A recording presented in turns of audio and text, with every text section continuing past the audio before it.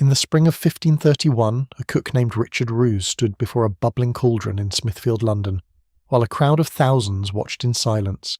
He had been convicted of slipping poison into a pot of porridge meant for Bishop John Fisher and his household. 2 people died. Not the bishop himself, but a gentleman named Bennet Kirwan and a widow named Alice Trippitt, who had simply come to the door asking for alms and been given the leftover broth. Henry VIII was so horrified, or perhaps so personally terrified, that he pushed through Parliament an entirely new law, making death by poisoning an act of high treason, punishable not by hanging, not by the axe, but by being boiled alive. And so Richard Roos was lowered into that cauldron, and the crowd listened to his screams, and everyone at court understood the message clearly. Food, in the world of Henry VIII, was never just food. It was politics, it was power, it was occasionally a death sentence. So before you get comfortable, take a moment to like the video and subscribe. But only if you genuinely enjoy what I do here, and while you're at it, drop a comment telling me where you are listening from tonight and what time it is where you are. I always love reading those. Someone in Melbourne at 3 in the morning, someone in Wichita at 9 at night, someone in a parked car in a Tesco lot at midnight. midnight. You are all beautifully strange, and I appreciate every one of you. Now dim the lights, maybe turn on a fan for that soft background hum, and let us ease into tonight's journey together. Tonight, you're going to sit down at the most dangerous dinner table in English history. The year is 1546. The place is Hampton Court Palace, that sprawling red brick monster crouching on the banks of the Thames about 12 miles southwest of London. And the host, well, the host is a man who has executed 2 of his 6 wives, broken with the Pope, dissolved every monastery in England, and is currently so enormously fat that he has to be carried from room to room in a specially constructed sedan chair. His leg ulcers are so infected that you can smell him from 3 rooms away. His rages send entire hallways of courtiers scrambling for cover, and yet every single person at this court would kill, sometimes literally hunt, for the privilege of dining in his presence. You are about to find out why you would not survive at Henry VIII's royal table, not because of the food, although some of that will surprise you, not because of the etiquette, although one wrong move with a bread roll could end your career, but because this table, this enormous groaning board of roasted swan and gilded sugar castles, and 600,000 gallons of ale per year, is really just a stage. And on this stage people rise and fall, gain fortunes and lose their heads, flatter and scheme and pray and betray, all while reaching for the venison. So settle in, pull the covers up, close your eyes if you like, and let me take you back to a summer evening in 1546, when the last of the great Tudor feasts was about to begin, and nobody at the table knew it was the end. You arrive at Hampton Court by river, because almost everyone does. The roads from London are rutted, muddy, and plagued by highwaymen, but the Thames is smooth and wide, and the royal barges glide along it like painted swans. Your own vessel is considerably less grand, a simple wherry rowed by a man with forearms like oak branches and a vocabulary that would make a sailor blush. But as you round the final bend and Hampton Court swings into view, even the wherryman goes quiet for a moment. The palace is enormous. You knew this, intellectually. People had told you, but knowing and seeing are different things, and what you're seeing right now is a building that sprawls across the riverbank like a small city. The great gatehouse rises before you, its twin octagonal towers, capped with turrets that catch the late afternoon sun and throw it back in flashes of red and gold. Above the entrance, the astronomical clock, installed just 8 years ago by a German craftsman named Nicholas Urtian, shows not merely the time but the phases of the moon, the signs of the zodiac, the month, the date, the number of days since the start of the year, and the hour of high tide at London Bridge. It is without question the most unnecessarily complicated clock you have ever seen, and you cannot help but admire it. This is a palace built by a man who wanted the universe to revolve around his front door, and to be honest, it very nearly does. You step onto the landing stage and a servant takes your arm, not out of courtesy, out of necessity. The steps are slippery with river. Weed, and the last thing anyone needs is a minor courtier tumbling into the Thames on the evening of a state banquet, because that is what tonight is. The French Admiral Claude d'Annebault has arrived with 200 companions to ratify the peace treaty between England and France, and Henry has responded with the only language he truly speaks fluently: overwhelming, ruinously expensive spectacle. There are 1,300 members of the English court here tonight, plus Dan Ball's entourage, plus servants, plus musicians, plus the small army of cooks who have been working since before dawn. The kitchens alone employ 200 people. The palace has 550 rooms. The wine cellars hold enough claret and Rhenish to float a small warship, and you're about to walk through those gates and into a world where every smile hides an agenda, every bow conceals a calculation, and the wrong word at. The wrong table could see you sleeping in the tower by morning, but first you have to get past the guards. 2 yeomen stand at the gatehouse, halberds crossed, wearing the Tudor livery of green and white. They examine the letter you carry, your summons signed and sealed by the Lord Chamberlain's office, and wave you through with a nod that suggests they have done this approximately 4,000 times today and would very much like to sit down. You pass through the gatehouse and into Base Court, the first of Hampton Court's great courtyards. The cobblestones are freshly swept. The walls rise around you in neat courses of red brick, punctuated by windows of diamond-paned glass. Servants bustle past in every direction, carrying armfuls of linen and baskets of bread, and, in one memorable case, what appears to be an entire roasted peacock redressed in its own feathers. You will learn later that this is a standard presentation trick. The bird is skinned before roasting, the meat is cooked, and then the skin and feathers are carefully replaced to make it look as though a live peacock simply decided to lie down on a silver platter and take a nap. The Tudors, you will discover, are very committed to the art of making dead things look alive. Historians still argue whether this was meant to impress the guests or simply terrify them, and frankly, both interpretations seem valid.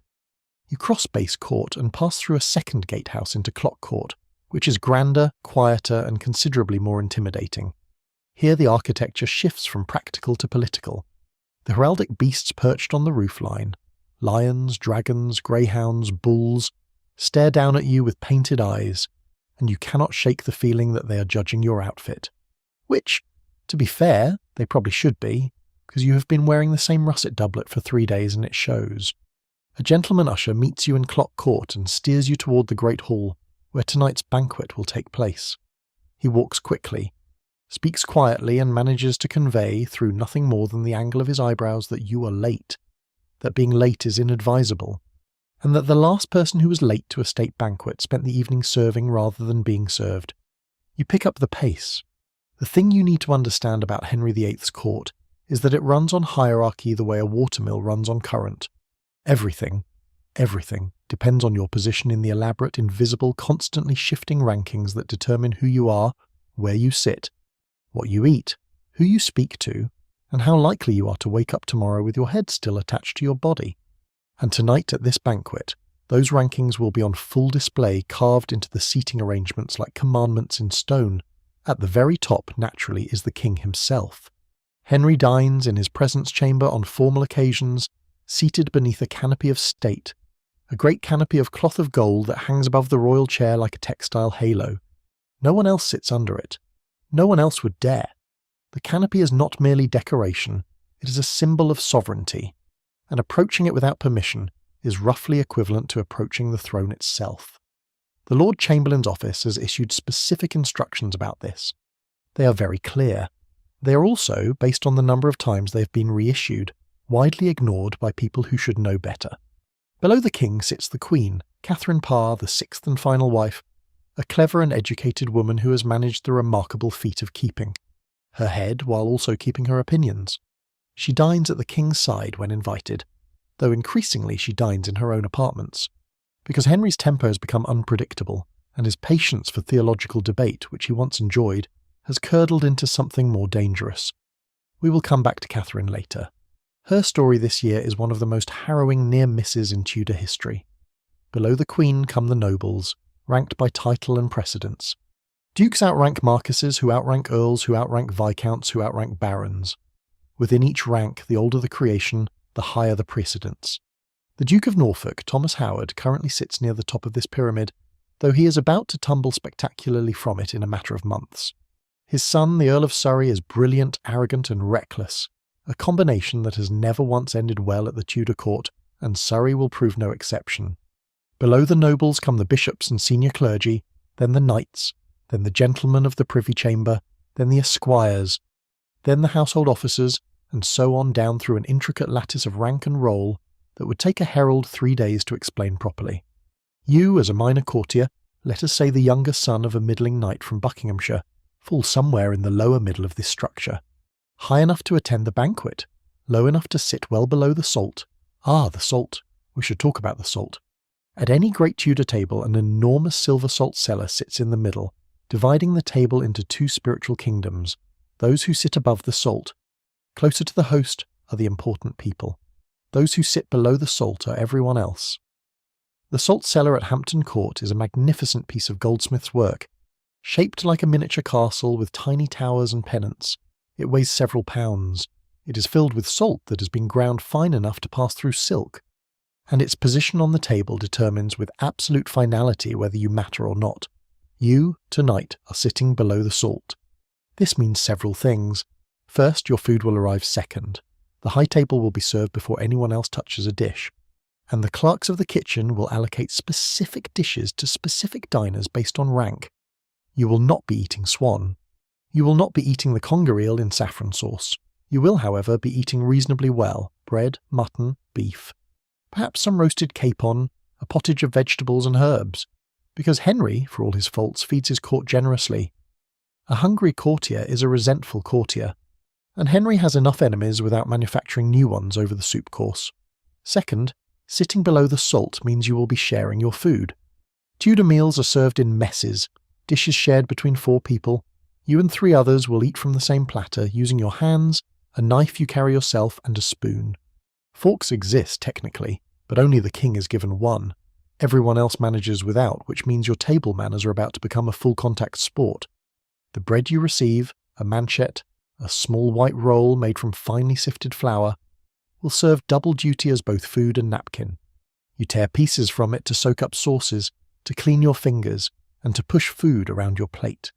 When you are finished with the bread, you do not eat the last soiled piece, you leave it. This is not waste, it is charity.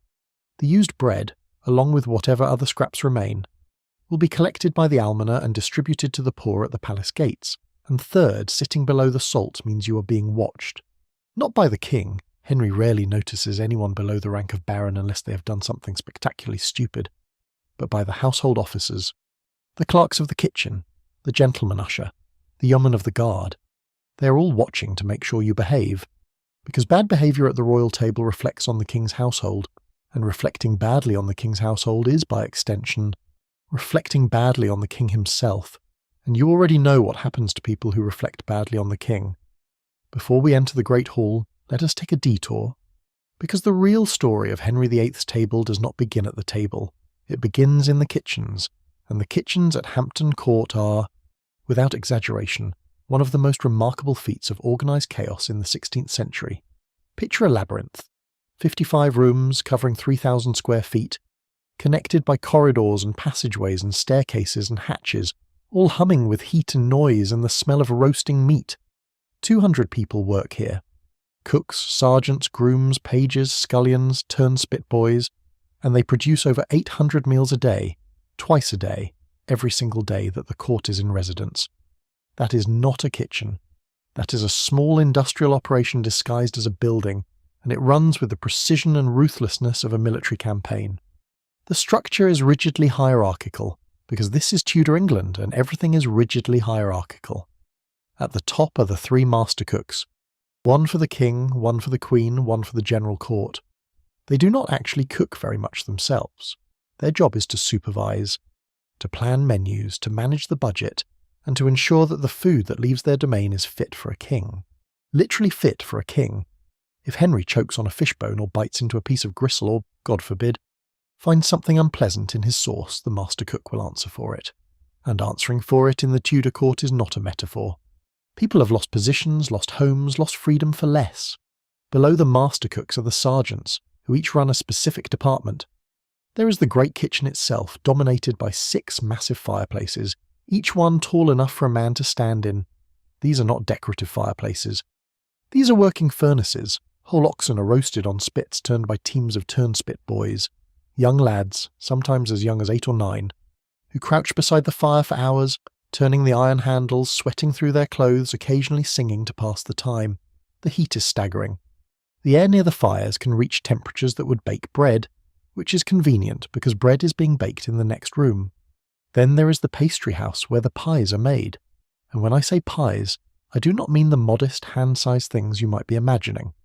Tudor pies are architectural achievements. A single venison pie might be large enough to feed 12 men, its crust reinforced with rye flour to create a shell strong enough to stand unsupported. What they call a coffin, filled with layers of seasoned meat, dried fruit, and spices imported from as far away as the Moluccas. The crust of these great pies is often not meant to be eaten. It serves as a cooking vessel and a serving dish. And when the meal is over, the empty shells are collected and given to the servants or the poor. There is the boiling house, where enormous copper cauldrons sit over fires, filled with broths and pottages and sauces. There is the flesh larder, hung with carcasses of beef and mutton and venison, the air cold and thick with the smell of raw meat. There is the wet larder, where the fish is kept. Freshwater fish from the palace's own ponds, sea fish brought up from the coast, and occasionally more exotic specimens like porpoise or conger eel, which are classified as fish because they live in water, and medieval dietary logic is nothing if not creative. There is the dry larder for pulses and grains and nuts. There is the spicery, which is kept under lock and key because the spices inside, pepper, cinnamon, cloves, ginger, nutmeg, saffron, are worth more per ounce than silver. The spicery deserves a moment of your attention, because it tells you something important about Tudor dining that might not be immediately obvious. Using spices from distant countries is considered a sign of extraordinary status. The fact that Henry's table features cinnamon from Sri Lanka, pepper from India, cloves from Indonesia, and saffron from the fields of Essex, well, the Essex saffron is less glamorous, but still, announces to every diner that this is a king who commands the trade routes of the known world. Every pinch of nutmeg, grated over a dish of baked custard, is a tiny act of imperial propaganda. And then there is the confectionery, where the sugar work happens. Sugar in 1546 is not the everyday commodity you know. It is imported from the Mediterranean, refined in small quantities, sold at extraordinary prices, and used to create the most spectacular element of any Tudor banquet, the subtlety. Subtleties are edible sculptures, castles, ships, dragons, biblical scenes, heraldic beasts, made from sugar paste, marzipan, and sometimes blown sugar. They are brought out between courses to gasps of admiration, displayed on the table like works of art, and then smashed and eaten. The subtlety for tonight's banquet is rumoured to be a miniature replica of Hampton Court Palace itself, complete with tiny sugar courtiers in the gardens. Historians still argue whether the sugar courtiers had recognisable faces, and if so, whose? All of this, the roasting, the baking, the boiling, the spicing, the sculpting, begins before dawn. The fires are lit at 4 in the morning. The bread ovens are loaded by 5. The first joints of meat are on the spits by 6. By mid-morning, the kitchens are a symphony of organised pandemonium, cleavers thudding on cutting blocks, boys shouting orders across smoke-filled rooms, sergeants stalking the corridors checking quality, the master cook for the king tasting and adjusting and occasionally losing his temper at an unfortunate groom who has let a sauce catch. The noise is tremendous. The heat is punishing. And the smell rolls out of the kitchens and through the corridors of the palace like a warm, greasy fog, announcing to everyone within a quarter mile that dinner is on its way. The provisioning lists from this era are almost comically excessive. In a single year, Hampton Court consumes 1,240 oxen, 8,200 sheep, 2,330 deer, 760 calves, 1,870 pigs, and 53 wild boar. That is not a grocery list. That is a small extinction event. And it does not include the chickens, the geese, the ducks, the pigeons, the rabbits, the partridges, the pheasants, the herons, the larks, and the occasional swan, which is a royal bird and can only be served at the king's table by express permission. Killing a swan without royal warrant is a criminal offence. The Tudors take their waterfowl very seriously. The Great Hall at Hampton Court is the largest single room in the palace, and when you step through its doors for the first time, the sheer scale of it hits you like a wave. The room is over 100 feet long and 40 feet wide, with a hammer-beam roof that soars 60 feet above your head, its carved angels looking down at you with expressions that manage to be simultaneously pious and judgmental. The roof is a masterpiece of English carpentry, each hammer beam ending in a carved figure, angels, cherubs, mythological beasts, their wings spread, their faces gilded, their wooden eyes catching the candlelight and throwing it back in tiny golden sparks. The walls are hung with tapestries, and these are not ordinary tapestries. These are the Abraham tapestries, 10 panels depicting scenes from the life of the biblical patriarch, woven in Brussels from wool, silk and threads of actual gold and silver. They were designed by Bernard van Orley and completed by Peter Kirker van Elst around 1537, and Henry acquired them in the early 1540s. They are, without question, the most valuable tapestries in England. Each panel is nearly 16 feet tall and 25 feet wide. The colours are extraordinary. Deep blues and rich reds and greens, so vivid they seem to glow in the firelight. The figures of Abraham, Sarah, Hagar, and the various angels and kings who populate the story are rendered with a detail and realism that makes the flat medieval style of earlier tapestries look like children's drawings. And the gold thread, woven into the borders, the halos, the robes of the angels, catches every flicker of candlelight and turns the walls of the great hall into something that shimmers and breathes.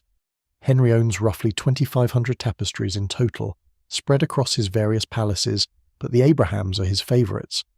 They are hung only for special occasions, and tonight, with the French ambassador here to see English power and English taste on full display, every single panel is up. The message is clear. We are rich, we are cultured, we are magnificent, and if you think your king can match this, you are welcome to try.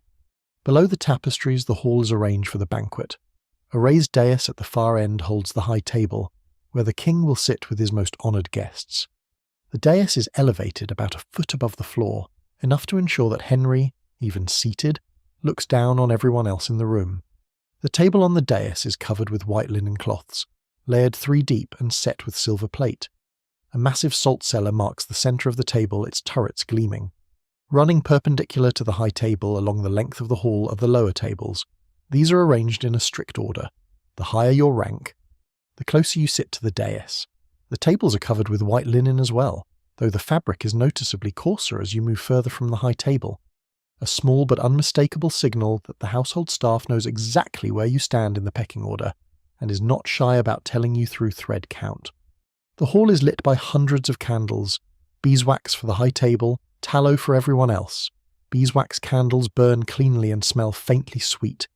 Tallow candles are made from animal fat and smell, with tremendous sincerity like animal fat. The difference in lighting alone tells you everything you need to know about Tudor social stratification. The nobility dines in a golden glow.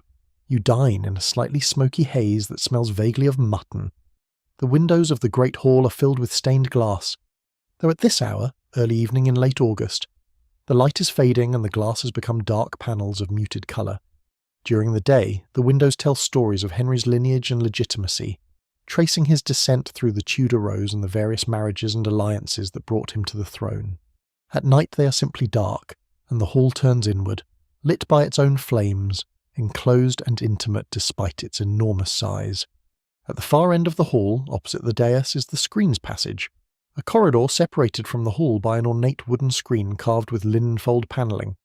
This is where the servants enter with the food, passing through doors in the screen and into the hall.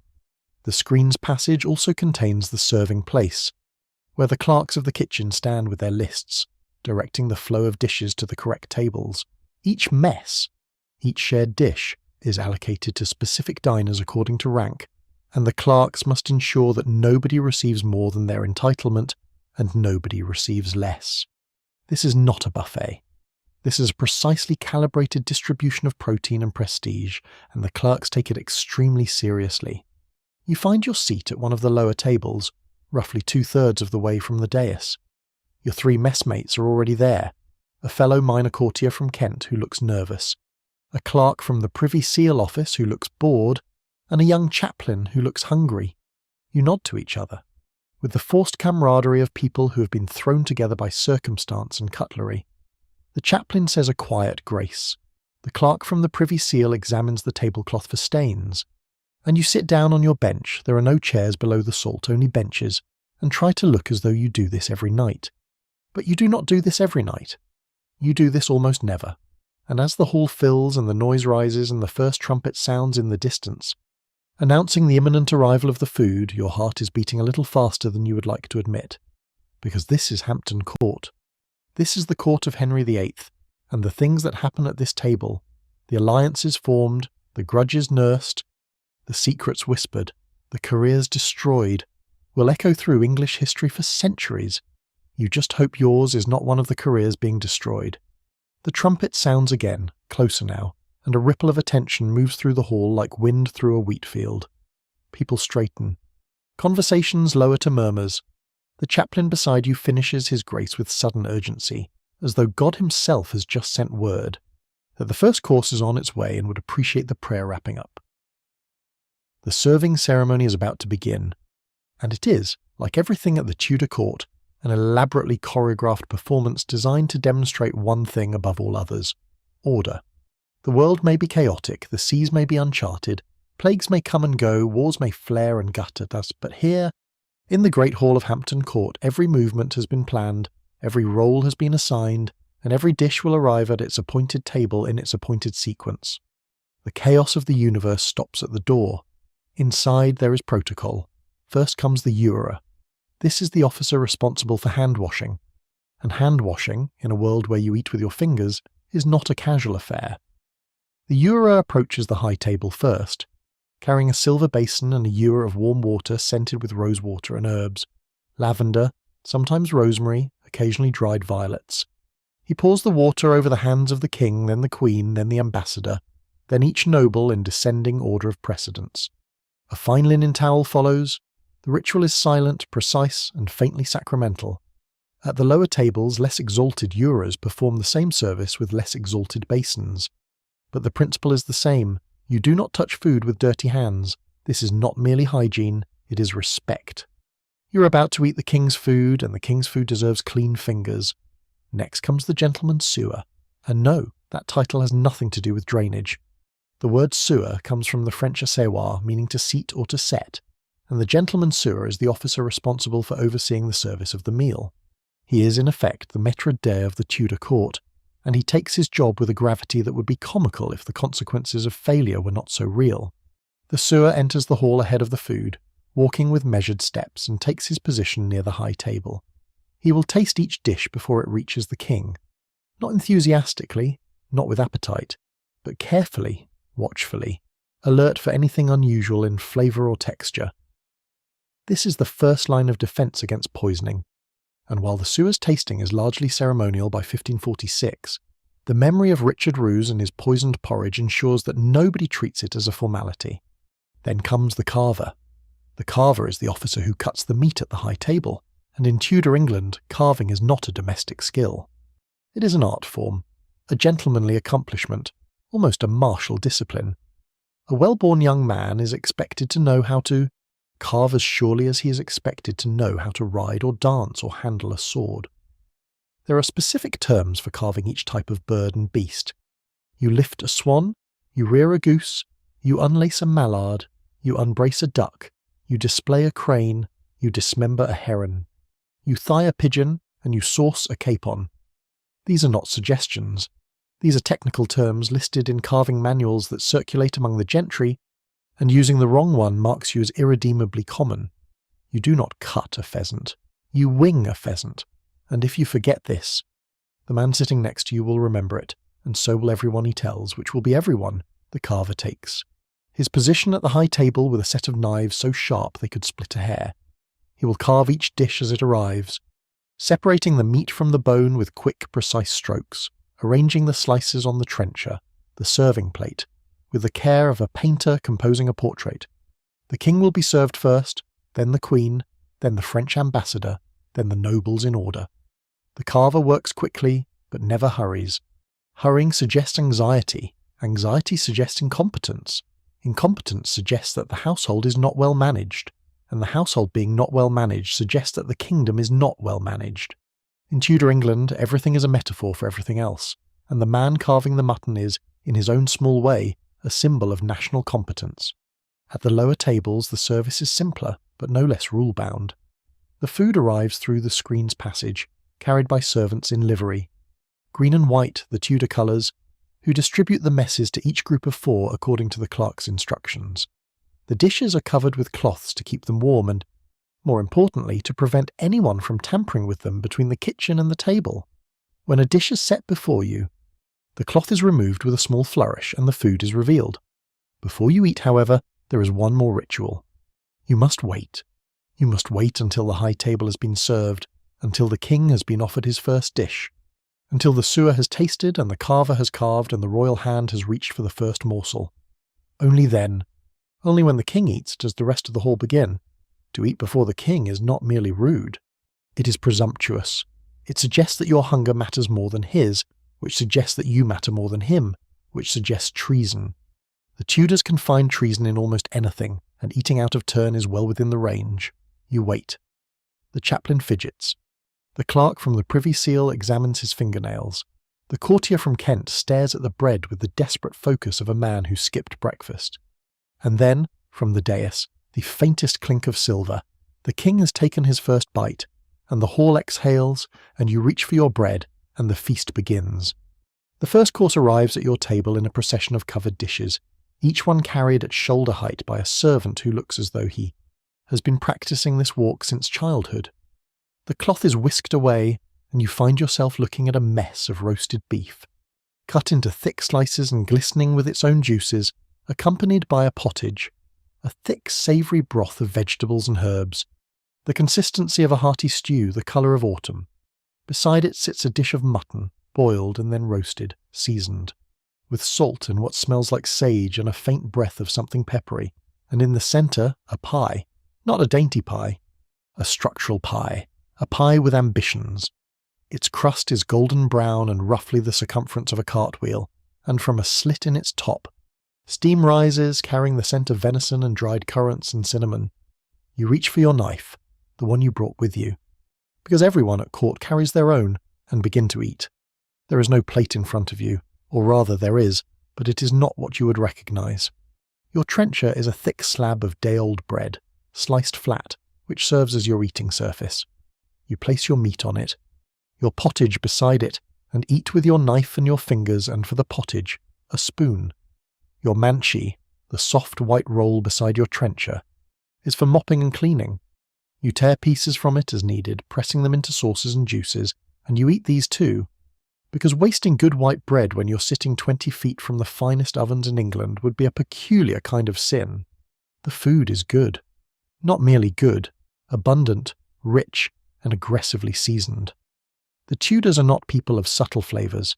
They like their meat well spiced, their sauces thick, their pies heroic.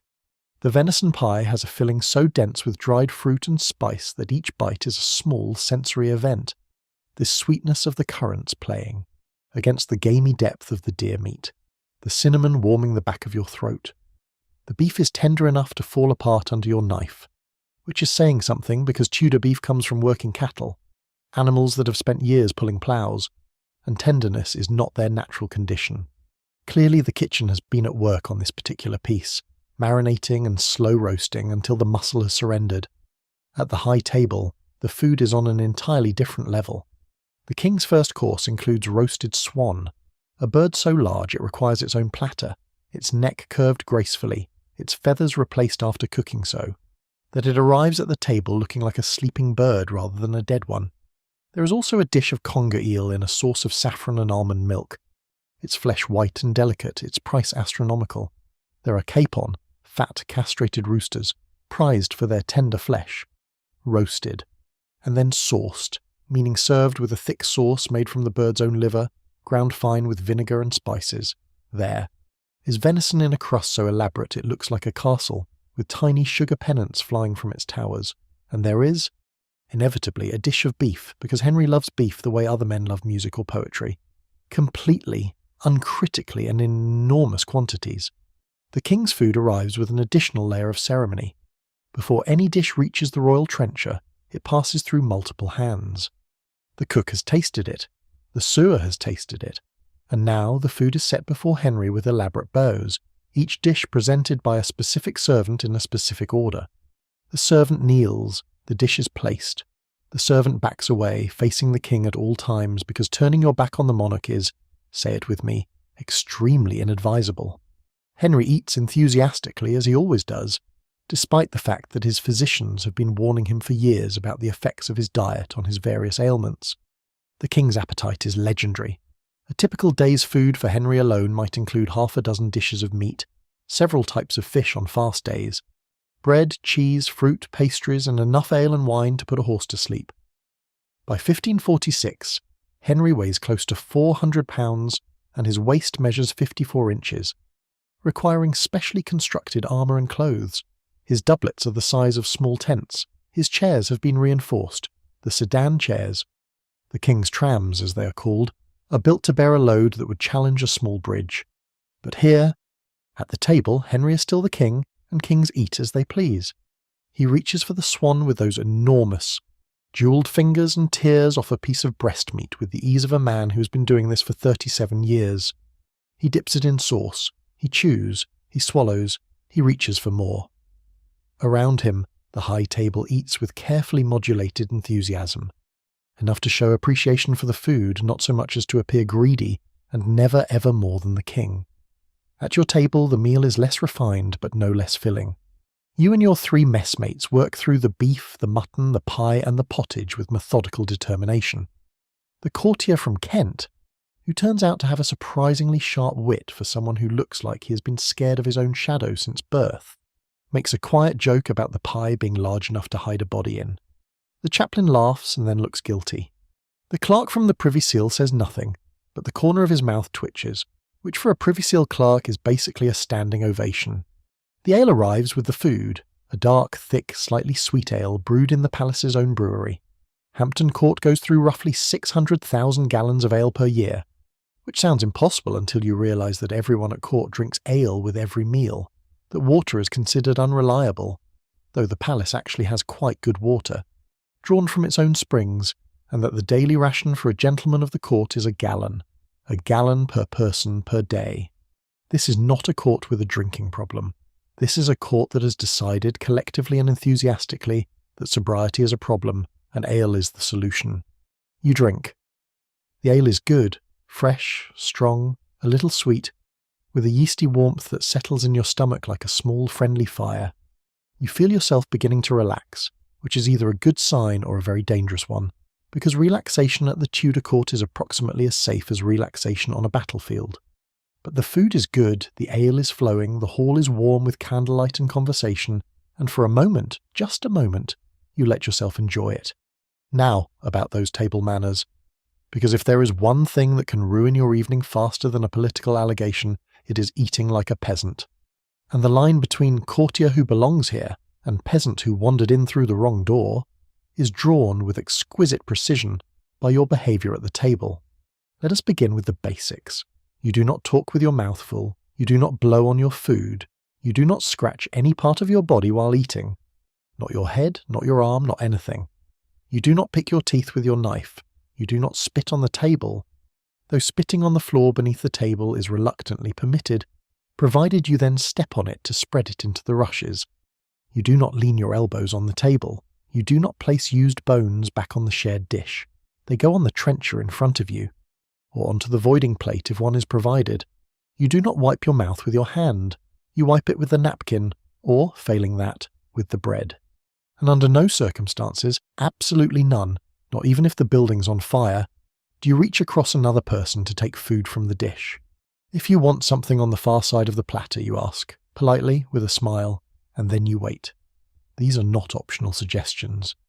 They are drawn from courtesy manuals that circulate among the educated classes, books like Hugh Rhodes's Boke of Nurture, which dates from around 1540, or the slightly older Boke of Courtesy, which covers everything from how to approach the Lord's table to how to blow your nose in public, which is, since you're wondering, discreetly, into a cloth and never at the table.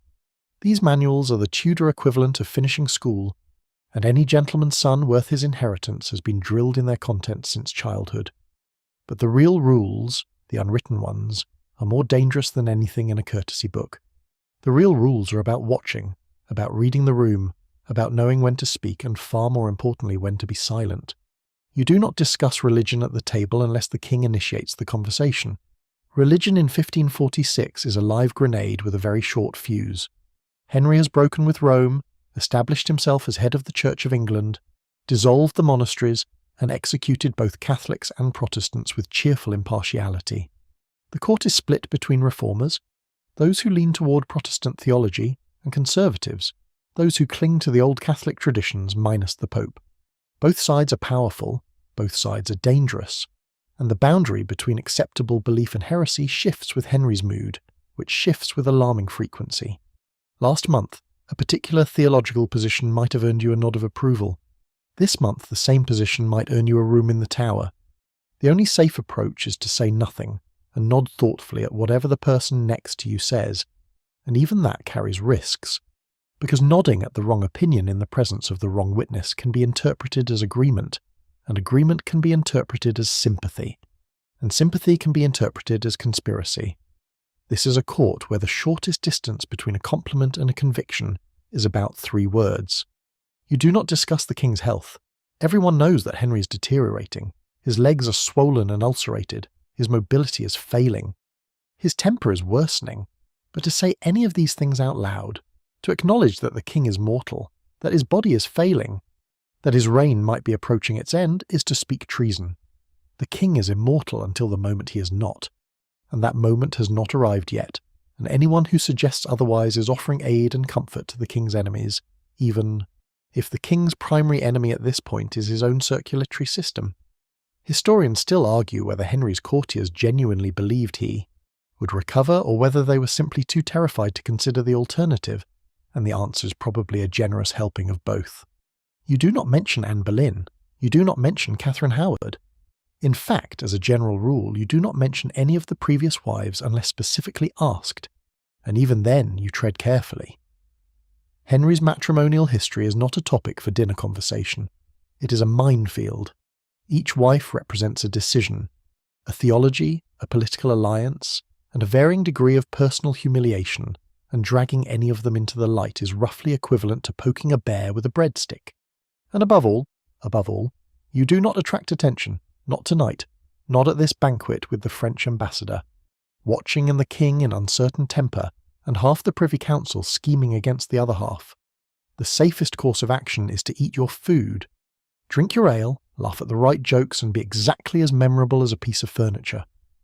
The courtiers who survive at Henry's court are the ones who are always present and never noticed, always useful and never threatening, always agreeable and never ambitious. The ones who shine too brightly, the Thomas Cromwells, the Anne Boleyns, the Cardinal Wolseys, burn brilliantly and then inevitably go out. You eat your mutton, you say nothing. The clerk from the Privy Seal catches your eye and raises his cup in a small silent toast to the wisdom of invisibility. You raise yours in return, and you both drink slowly, carefully, watching the room with the alert calm of prey animals at a watering hole. A stir at the far end of the hall alerts you before you see anything. Heads turn toward the dais. Conversations fade.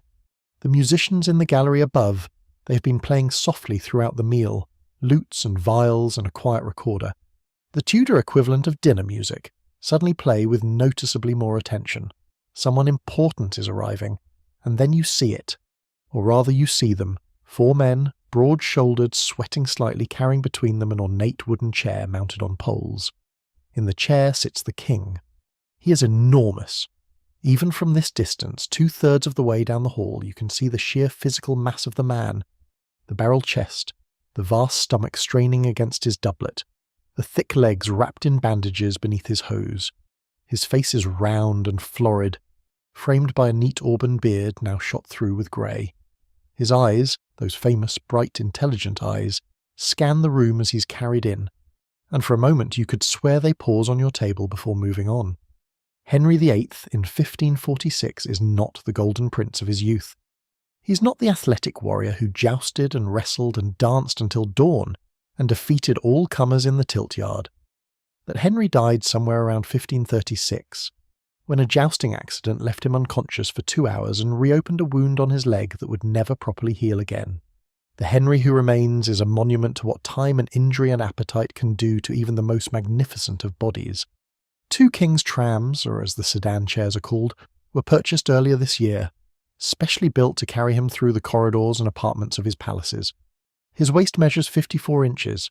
His armour has had to be remade several times, each new set larger than the last, until, The armourers at Greenwich essentially gave up trying to make something elegant, and simply made something strong enough.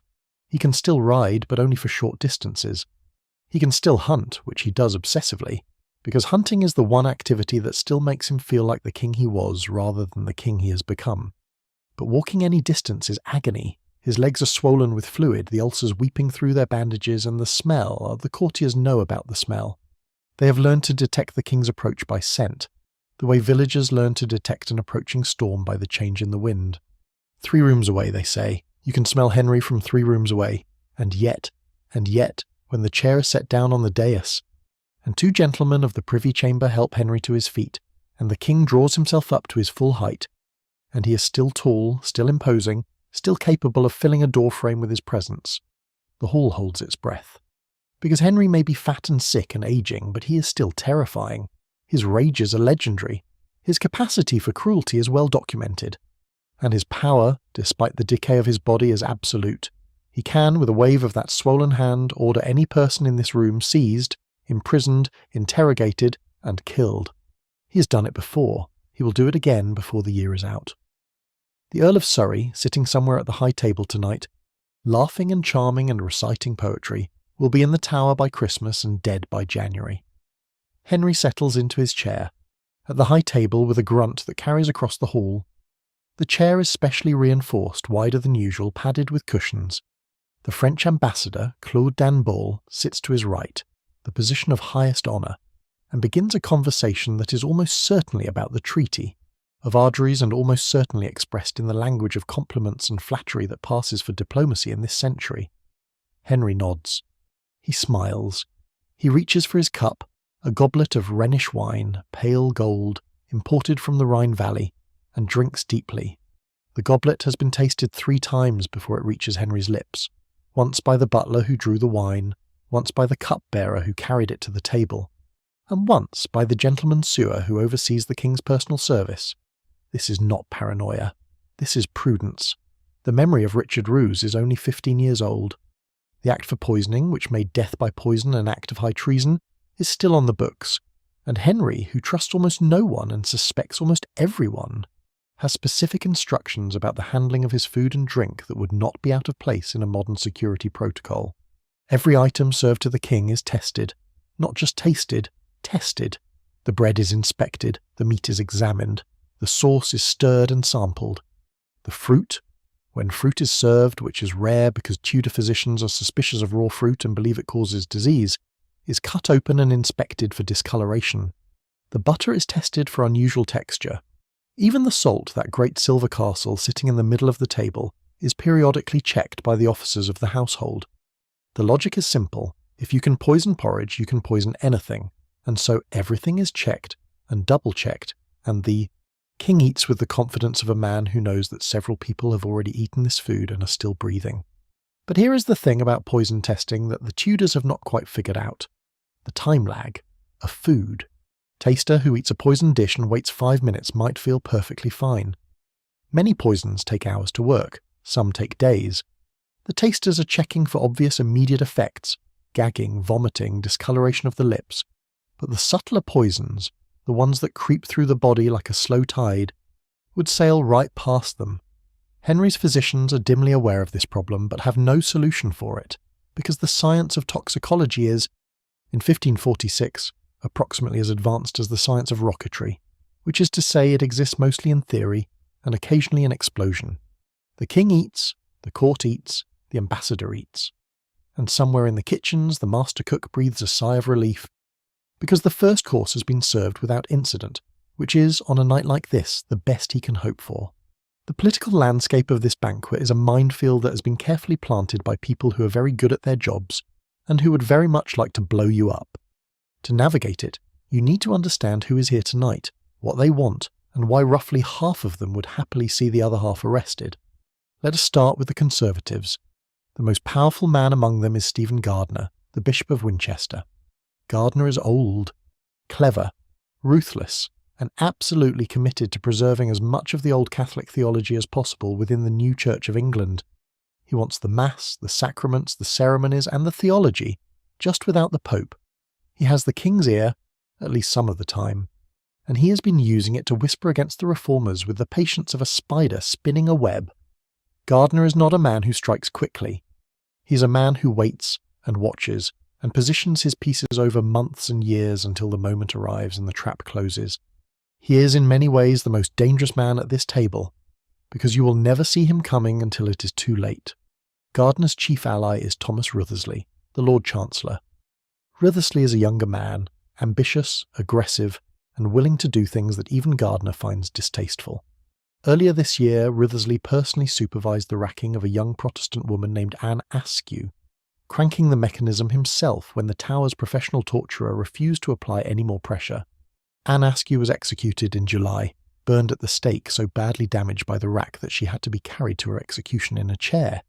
And the reason she was tortured was simple. Gardner and Wriothesley wanted her to name Catherine Parr, the Queen herself, as a fellow heretic. Askew refused. She gave them nothing. But the investigation left everyone at court with a very clear picture of what the Conservative faction was capable of when it sensed an opportunity. On the other side of the table, metaphorically and sometimes literally, sit the reformers.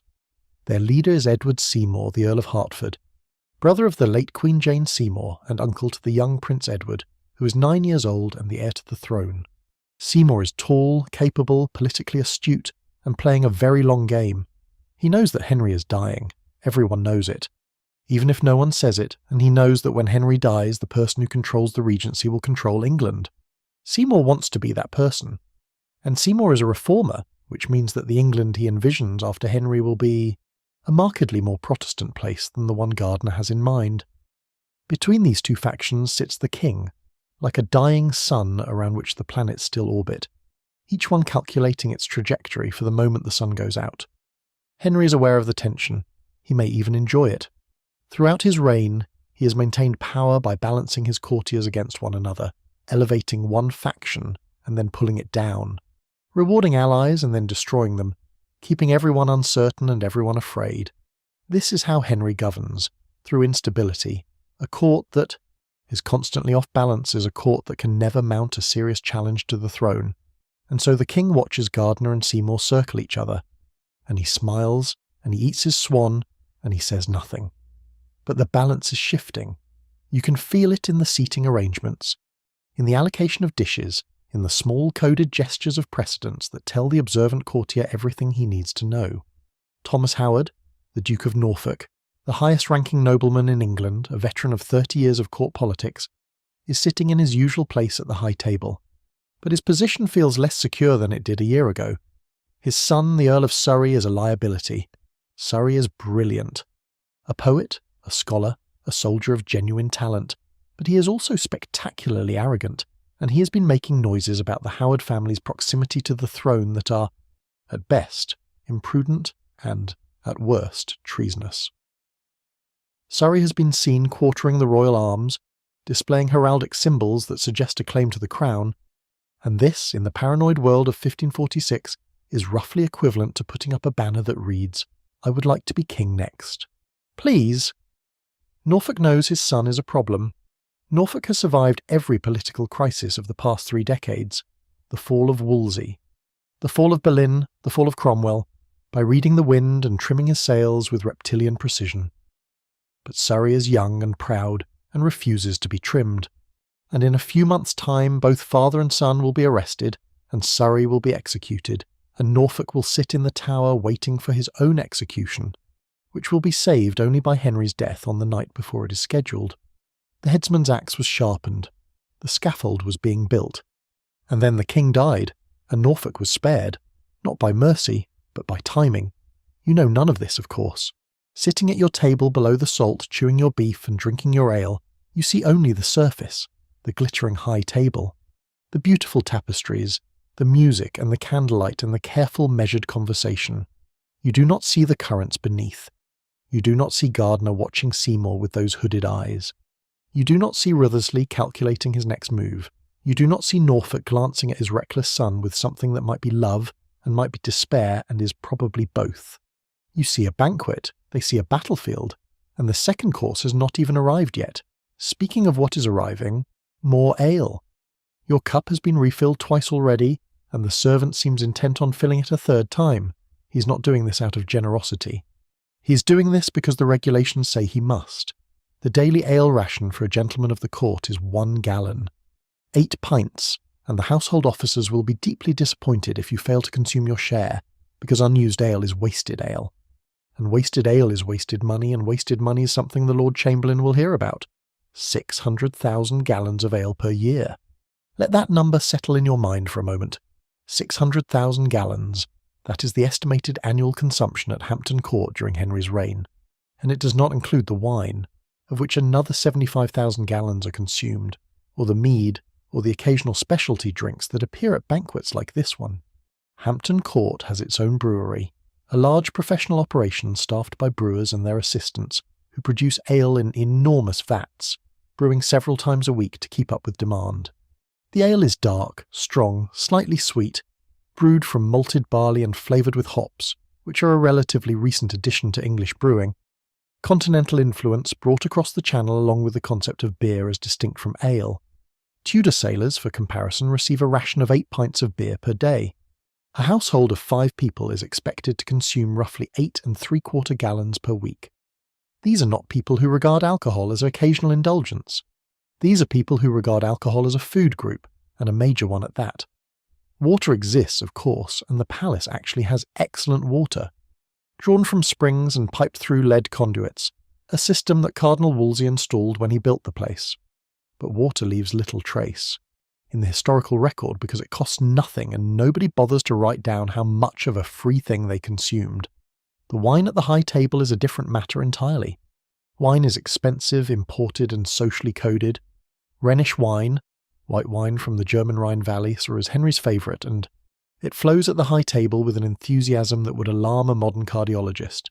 French wines, claret from Bordeaux primarily, are also popular, though given tonight's diplomatic context, the French wines are being served with particular ostentation, a subtle compliment to Danbeau and his king. Spanish wines, the heavier, darker sack from Andalusia, appear occasionally, usually at the end of the meal when the conversation has loosened and the candles are burning low. Wine is served in goblets of silver or silver gilt for the nobility, in pewter cups for the officers, and in earthenware for everyone else. The quality of your drinking vessel, like the quality of your candles and your tablecloth, is a tiny but precise indicator of your social position. You're drinking from pewter tonight, which tells you that you rank above the kitchen staff but well below the Privy Council. Information that you already knew, but that is now confirmed by your cup. There is no concept of moderation at the Tudor table. Or rather there is, but it is a very Tudor kind of moderation. You are expected to drink your ration, you are expected to handle it. And you are expected to remain functional, capable of conversation, capable of standing, capable of walking back to your lodgings without falling into a fountain. Getting visibly drunk is not a crime, but it is a social disgrace, and a social disgrace at a state banquet can follow you for years. The man who slurred his words at the Danbol dinner, that is how they will remember you. Not as a man of intelligence or accomplishment, but as the man who could not hold his ale in front of the French. So you drink steadily, carefully, pacing yourself. The ale is good but deceptive, smooth enough to drink quickly, strong enough to punish you for doing so.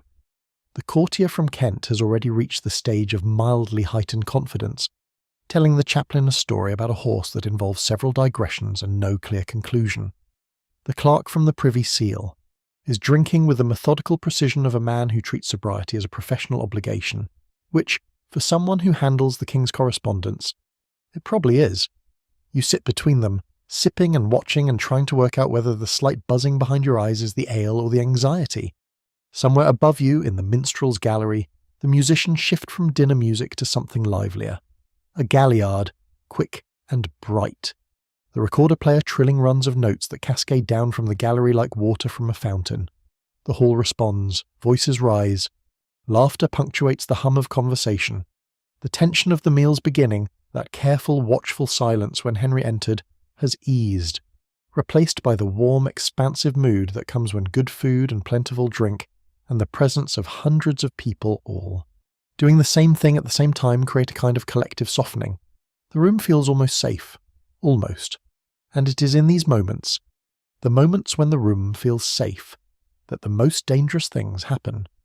Because when the tension eases, tongues loosen, and when tongues loosen, words escape.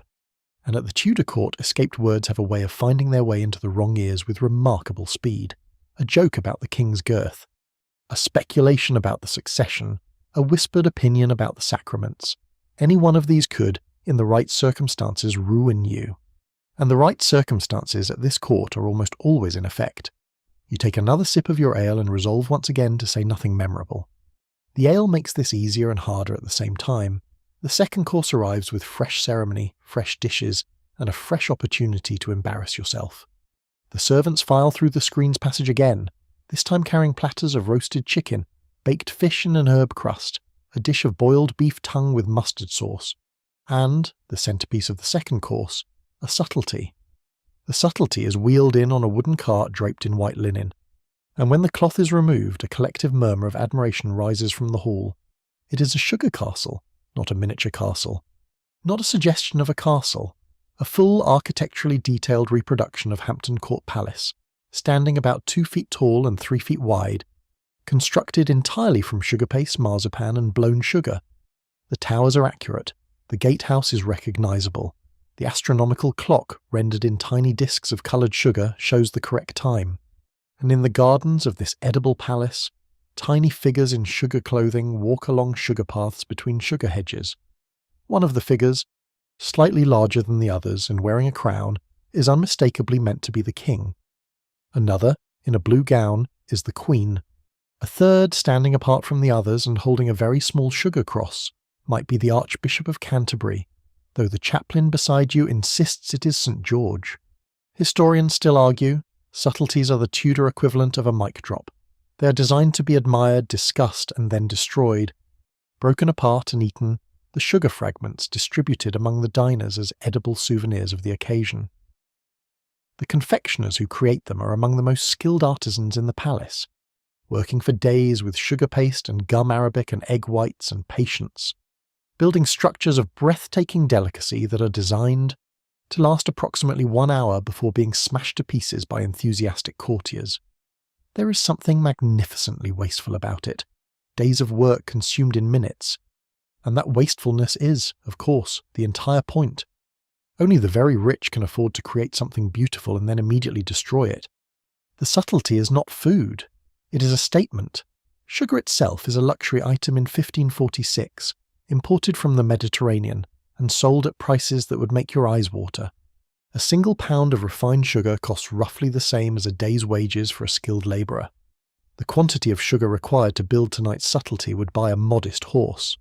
And Henry, who adores sugar in all its forms, in his pastries, in his sauces, in his spiced wine, in these enormous architectural confections, consumes it with an enthusiasm that his physicians regard with increasing alarm. The king's teeth, by 1546, are in terrible condition. Several have fallen out. Others are black with decay. His breath, according to at least one ambassador's private correspondence, is not pleasant, which is diplomatic language for absolutely horrifying.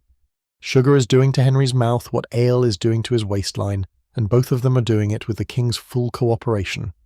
But back to the second course.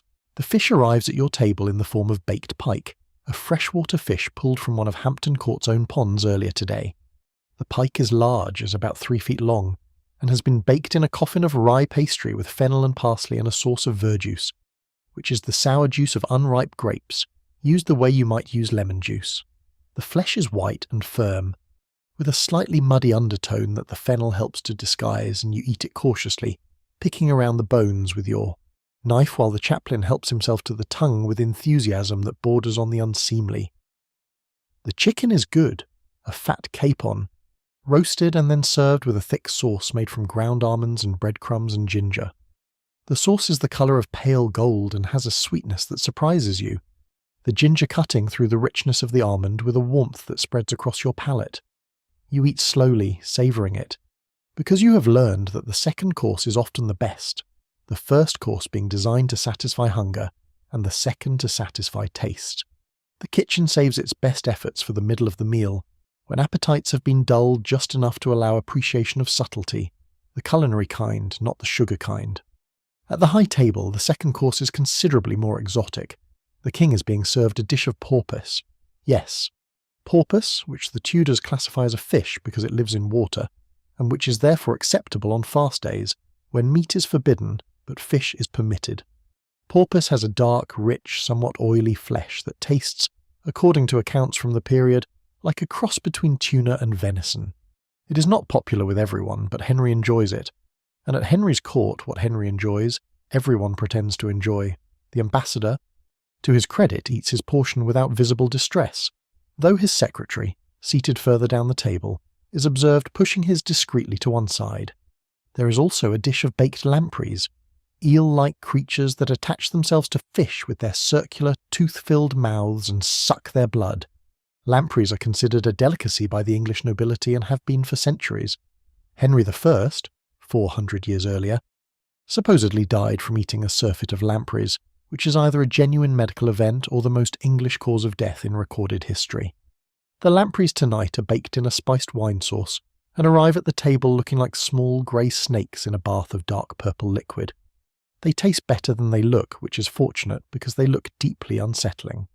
The meal continues, dishes come and go, the servants work in smooth, practiced rotations, removing emptied platters and replacing them with fresh ones, refilling cups, adjusting candles, moving through the hall with the silent efficiency of stage crew. The hall is settled into the comfortable rhythm of a meal that has passed its peak of formality and is sliding gently toward its conclusion. The music has softened again. The conversations have grown quieter, more personal, less performative. The candles are burning lower, and the shadows in the hall are growing longer, creeping out from the corners and stretching across the tapestries, making the golden figures of Abraham and his family flicker and dance in the uncertain light. There is a man at this court whose job it is to attend the king in the bathroom. His title is the Groom of the Stool, and despite what your modern sensibilities might suggest, this is one of the most powerful and coveted positions in the entire Tudor hierarchy. The Groom of the Stool is not merely a servant. He is the king's closest confidant, his personal secretary, his financial manager, and the gatekeeper to the most private spaces in the palace. He sees the king when no one else sees the king. He hears what no one else hears, and because intimacy breeds influence, the Groom of the Stool wields a power that many earls and bishops can only dream of. In 1546, the position is held by Sir Anthony Denny, a quiet, intelligent man from Hertfordshire who has served Henry for over a decade and has managed, through a combination of competence, discretion, and careful self-effacement, to survive where flashier courtiers have perished. Denny controls access to the Privy Chamber, the king's private apartments, and by extension controls access to the king himself. If you want to see Henry, you go through Denny. If you want to present a petition, you go through Denny. If you want to whisper a piece of intelligence into the royal ear, you go through Denny. And Denny decides, quietly, without fuss, but with absolute authority, who gets in and who does not. The Privy Chamber itself is a world within a world, a suite of rooms deep inside the palace, accessible only through a series of guarded doors. It is where Henry lives his actual life. Reading, praying, arguing theology, playing cards, receiving visitors, being dressed and undressed and bathed and medicated by his personal servants, the gentlemen of the Privy Chamber. A select group of well-born men who attend the king in rotation are among the best-informed people in England. They know the king's moods, his opinions, his ailments, his fears. They know when he is angry and when he is amenable, when he is open to persuasion, and when approaching him would be like approaching a cornered bull. This knowledge is power, and they wield it carefully, trading information and access the way merchants trade commodities. Denny is a reformer, sympathetic to Protestant theology, and his position near the king gives the Reform faction an enormous advantage. While Gardiner and Wriothesley plot in the corridors, Denny controls the door. And the door, in Tudor politics, is everything. You can be the most powerful noble in England, but if the Groom of the Stool does not let you into the Privy Chamber, you might as well be shouting into the wind. But the Groom of the Stool's most famous duty, or the one that gives him his title, is indeed the bathroom. The king's stool is a padded chair with a velvet seat and a built-in chamber pot, and it is the groom's responsibility to supply the king with towels, water and a bowl for washing after use, and to monitor the royal bowel movements for signs of illness or irregularity. This information is relayed to the king's physicians, who treat it with the gravity that modern doctors might reserve for a blood panel. The state of the king's digestion is a matter of national importance. If the king is constipated, the court holds its collective breath, sometimes literally. If the king is unwell, the implications ripple outward through the political landscape. Because the king's health is the kingdom's health, and any sign of decline sets off a cascade of calculation among the factions. You sitting at your table below the salt are blissfully unaware of most of this. You know vaguely that the groom of the stool is an important person. You may even have seen Denny, a small, neat man in dark clothing, moving through the corridors with the purposeful stride of someone who is somewhere important to be.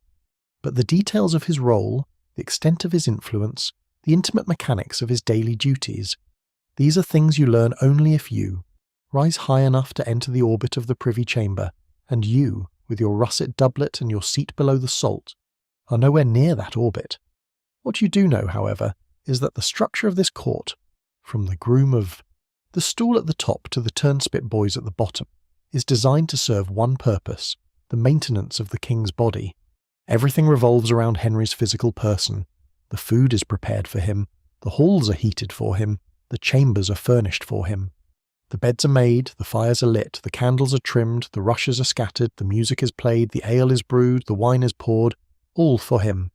1,400 people are employed at this palace, and every single one of them exists in one way or another to ensure that Henry Tudor is fed, clothed, comfortable, entertained, healthy, and secure.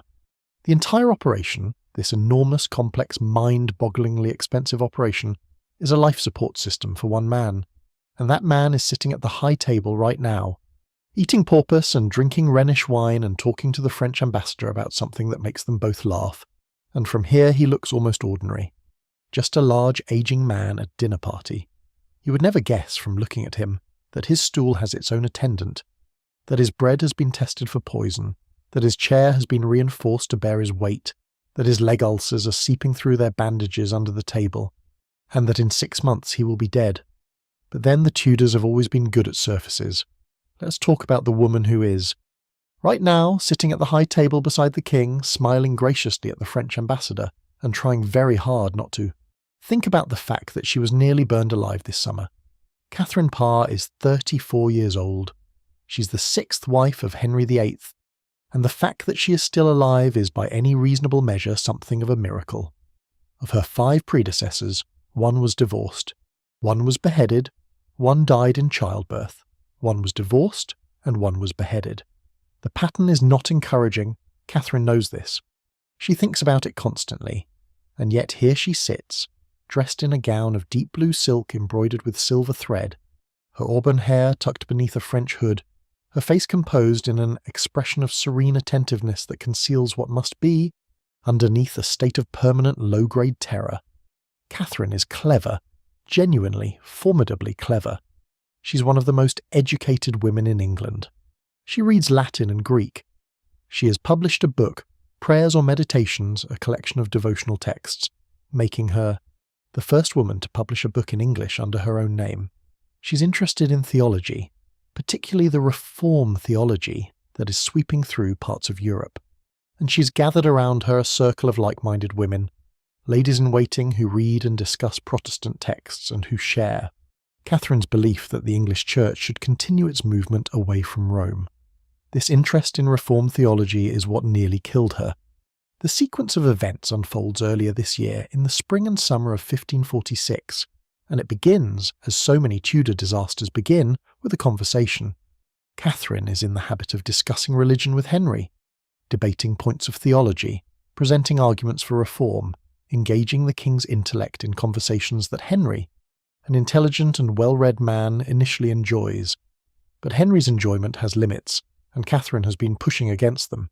She has been too forceful, too confident, too willing to challenge the king's opinions, and Henry, whose ego is as vast and fragile as his body, has begun to find these debates irritating rather than stimulating. Stephen Gardiner sees his chance. The Bishop of Winchester has been watching Catherine's theological discussions with the attention of a predator watching an animal wander too close to the edge of the herd. He approaches the king privately, late one evening in the privy chamber, when Henry is tired and his leg is hurting and his patience is at its lowest, and suggests quietly that the Queen's religious views are not merely unconventional, they are heretical. And if the Queen is a heretic, what does that say about the women around her? And if the women around her are heretics too, how deep does this corruption go? Henry listens, Gardner talks, and by the end of the conversation, a warrant has been issued for Catherine's arrest. But here is where the story takes a turn that would seem implausible in fiction. The warrant, or the actual physical document, is dropped. By accident or by design, it falls into the hands of someone sympathetic to the Queen. Some accounts say it was found in a corridor.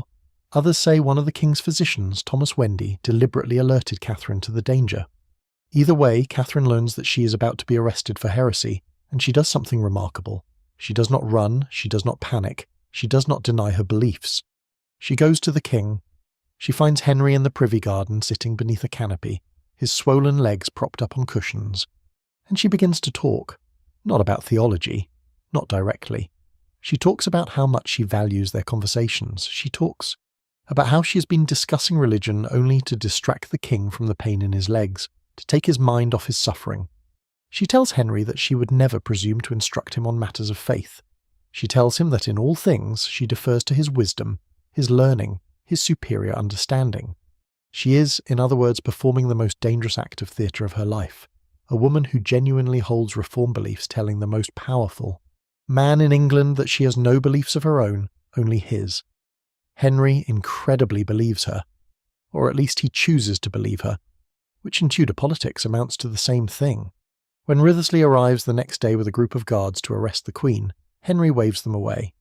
He calls Wriothesley a knave and a beast. Catherine is safe, her ladies are safe, and Gardner's plot collapses like a sugar castle at the end of a banquet. Impressive while it lasted, but ultimately fragile and now in pieces on the floor. Catherine is sitting at the high table tonight, 3 months after this near disaster, and she is smiling. She's always smiling now. The smile is her armour. Behind it, she's calculating every word, watching every face, measuring every interaction against the simple question, will this get me killed? The answer, for the moment, is no. But the moment is always changing, and Catherine knows better than anyone that the distance between safe and dead at the Tudor court can be measured in hours. You watch her from your seat below the salt and you see only the smile. You see the gracious Queen, the elegant hostess, the composed royal wife. You do not see the fear. You do not see the calculation. You do not see the ghost of Anne Boleyn hovering behind every conversation like an uninvited guest. But Catherine sees it. Catherine sees everything. And she keeps smiling because the alternative is unthinkable. The food taster who saved Henry's life, or rather whose death saved Henry's life, was not the one you might expect.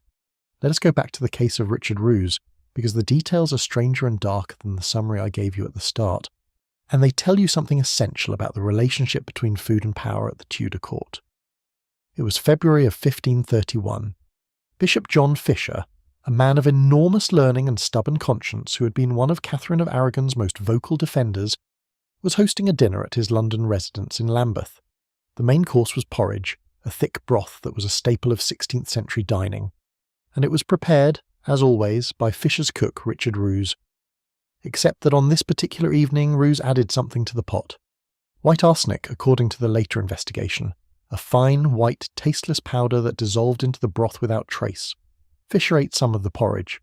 He became violently ill but survived, possibly because he ate only a small portion, possibly because his elderly stomach was already reluctant, possibly because divine providence was keeping him alive for the more dramatic death that awaited him 4 years later, when Henry had him beheaded for refusing to acknowledge the royal supremacy.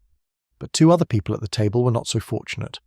Bennet Curwen, a gentleman of Fisher's household, ate heartily and died, and Alice Trippitt, a poor widow who came to the kitchen door asking for alms and was given a bowl of the leftover porridge, ate and died as well. Killed by charity, killed by the simple act of asking for food at the wrong kitchen on the wrong day. Roos was arrested. Under interrogation, he claimed that he had added the powder not to kill anyone but as a jest, a prank. He said he had been given the powder by a stranger and told it would cause an amusing bout of illness but nothing serious. This defence was not well received. Whether Roos was a deliberate assassin targeting Fisher on someone's orders or a catastrophically stupid prankster has been debated by historians ever since, and no definitive answer has emerged. What is clear is that Henry took the event personally. The king was terrified of poisoning. Many monarchs were, with good reason, and the Fisher incident confirmed his worst fears. Henry moved with uncharacteristic legislative speed. Within weeks he had persuaded Parliament to pass the Act for poisoning, which made death by poisoning a form of high treason and imposed a specific punishment: death by boiling. Not hanging, not beheading, boiling. The convict would be placed in a large pot of cold water, and a fire would be lit beneath it, and the water would be heated slowly, agonizingly slowly, until it boiled. The death was intended to be protracted and public and spectacularly horrifying, and it succeeded on all 3 counts. Rose was executed on the 5th of April, 1531 at Smithfield, before a crowd that reportedly included several members of the court. The accounts describe a death that took over 2 hours. The crowd watched in silence. Some turned away, others did not. And when it was over, the message had been delivered with a clarity that no speech or proclamation could match. Food is sacred. The king's food is inviolable, and anyone who tampers with it will die in a way that makes a normal execution look like a mercy. The act remained on the books for years and cast a long shadow over every kitchen in England. At Hampton Court, the protocols around food preparation and testing tightened to an almost obsessive degree. Every ingredient was checked. Every dish was tasted. Every servant with access to the king's food was vetted, watched, and periodically investigated. The master cook bore personal responsibility for the safety of every morsel that left his kitchen, and if anything went wrong, anything at all, he would be the first person questioned. The food tasters themselves occupied a strange position in the household, trusted enough to be given access to the king's food, expendable enough to be the first line of defence against poison. They tasted and waited. If nothing happened in a few minutes, the food was declared safe. But as we discussed earlier, the Tudors had not worked out the time lag problem.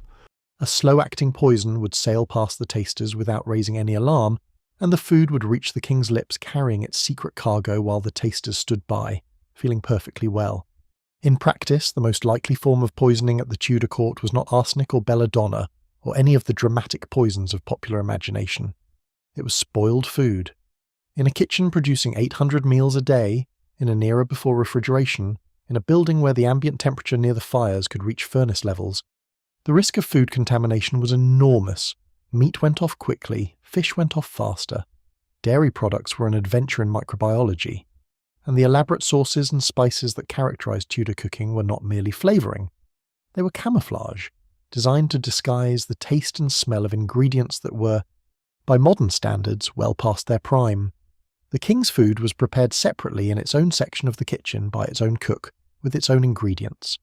This reduced the risk but did not eliminate it, and so the tasters continued their strange ritual, eating first, waiting, watching for signs, pronouncing the food safe and hoping with a faith that was partly professional and partly spiritual that today was not the day something slipped through. Tonight, at this banquet, the food has passed through every checkpoint. It has been tasted, examined, approved.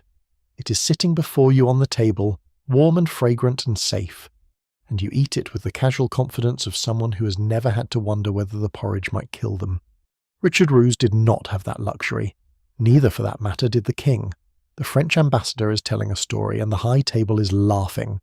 You cannot hear the story from where you sit, but you can see Dan Bould's hands moving as he speaks, the expressive gestures of a Frenchman in full narrative flight.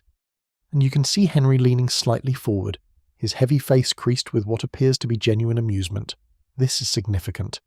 Henry's laughter has become rare in recent years, and when it comes, the court pays attention, because the king's mood is the court's weather, and a laughing king is a warm front moving in.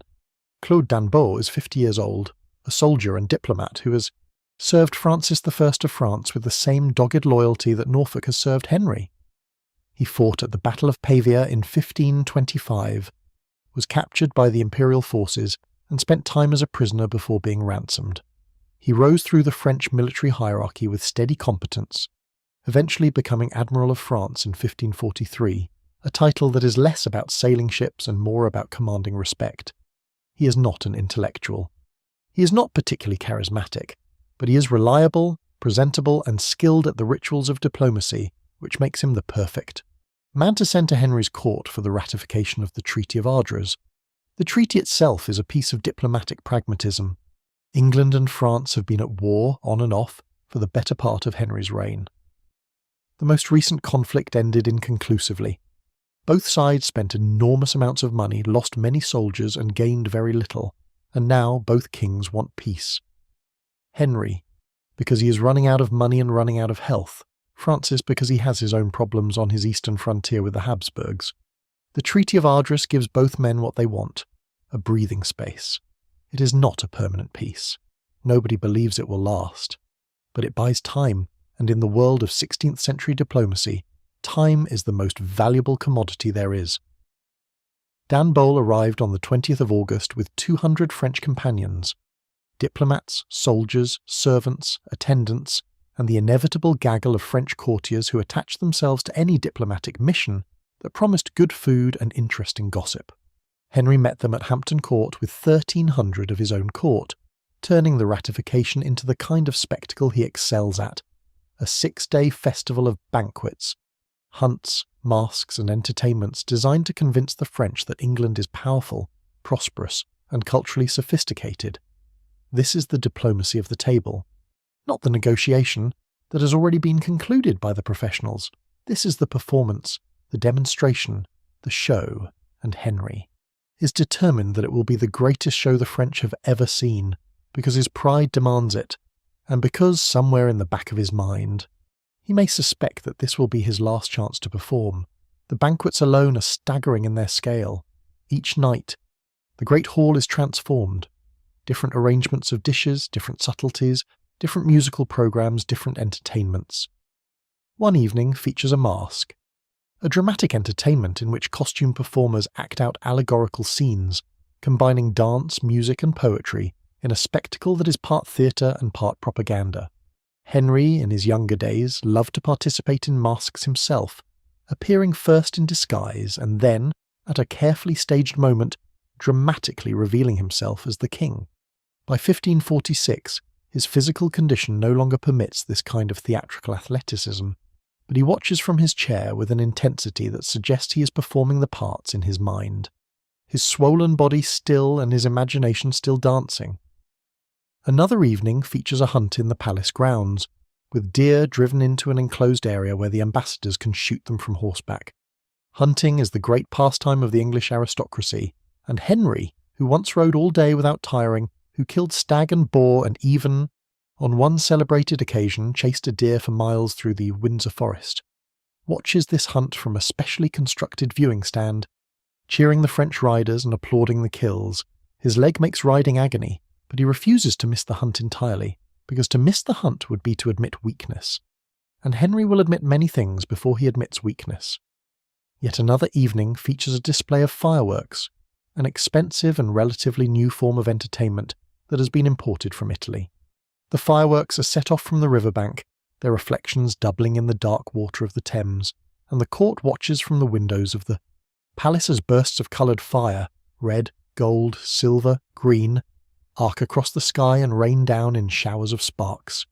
Dan Bowl, who has seen fireworks before at the French court, affects a casual appreciation.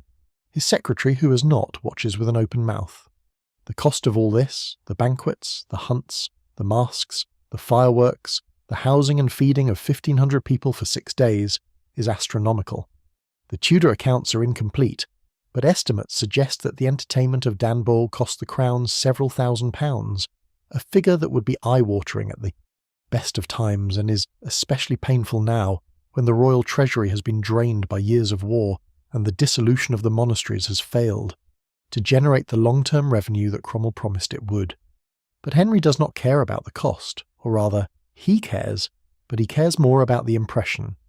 The impression of wealth, the impression of power, the impression that England under Henry Tudor is a kingdom of magnificence and abundance and unlimited resources. The banquet you're sitting in right now is not a meal. It is a message, wrapped in roasted swan and sealed with a sugar castle, and the message reads, "Look at us. Look at what we can do, and be afraid." On the third night of the revels, the masque begins. The candles in the great hall are lowered, some extinguished, others dimmed by servants who cup their hands over the flames and then lift them away, leaving the hall in a half-light that is theatrical and slightly unsettling. The music changes. The gentle lutes and viols of the dinner music give way to something more dramatic, tabors and sackbuts and the bright commanding sound of trumpets. The screen's passage opens and the performers enter. They are magnificent. 12 dancers, 6 men and 6 women dressed in costumes that must have cost more than your annual income. The men wear doublets of cloth of gold slashed with crimson silk, their masks decorated with feathers and jewels that catch the remaining candlelight and scatter it, in tiny rainbows across the darkened hall. The women wear gowns of silver tissue over white silk, their hair loose and threaded with pearls, their masks shaped like the faces of classical goddesses, Diana, Venus, Athena. They move with the rehearsed precision of people who have been practicing these steps for weeks, gliding across the floor of the great hall in patterns that are part dance and part geometry, their bodies describing circles and stars and interlocking spirals. The story of the mask is allegorical, as masks always are. It tells a tale of peace and discord, peace being a graceful figure in white and gold who descends from a painted cloud suspended on ropes from the hammer beam ceiling, and discord being a black-cloaked figure with a mask of fire who emerges from a painted cave at the far end of the hall. Peace carries an olive branch. Discord carries a sword. They circle each other in a slow, stylized dance while the other performers take sides, some joining peace, some joining discord, until at the climax of the masque a figure representing wisdom appears, crowned and robed, and reconciles the two forces with a speech that references, obliquely but unmistakably, the Treaty of Ardres and the friendship between England and France. The subtext is about as subtle as a battering ram. This is propaganda dressed in silk and set to music, and everyone in the hall knows it and no one cares, because it is beautiful. The dancers are skilled. The costumes are extraordinary. The painted cloud from which peace descends is a minor engineering marvel, rigged with pulleys and counterweights and operated by stagehands hidden in the gallery. And when peace finally embraces discord and the music shifts to a major key and the candles are relit in a single, coordinated burst of flame, the hall erupts in applause that is partly for the performance and partly for the relief of seeing the candles come back on. Henry watches from his chair on the dais, and his expression, visible even from a distance, is one of deep, almost proprietary satisfaction.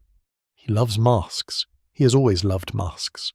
In his younger days, he was the star of them, bursting out of disguise at the climactic moment, astonishing the court with his athletic dancing and his handsome face and his evident joy in performance.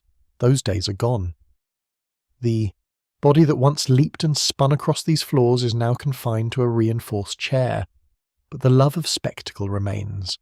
Undimmed by age or illness, and watching Henry watch the masque, you can see, just for a moment, the ghost of the young king shining through the ruins of the old one. After the masque, the performers mingle with the court. This is traditional. The masked dancers invite the nobility to join them, and the formal choreography gives way to general dancing, with couples forming and reforming on the floor of the hall.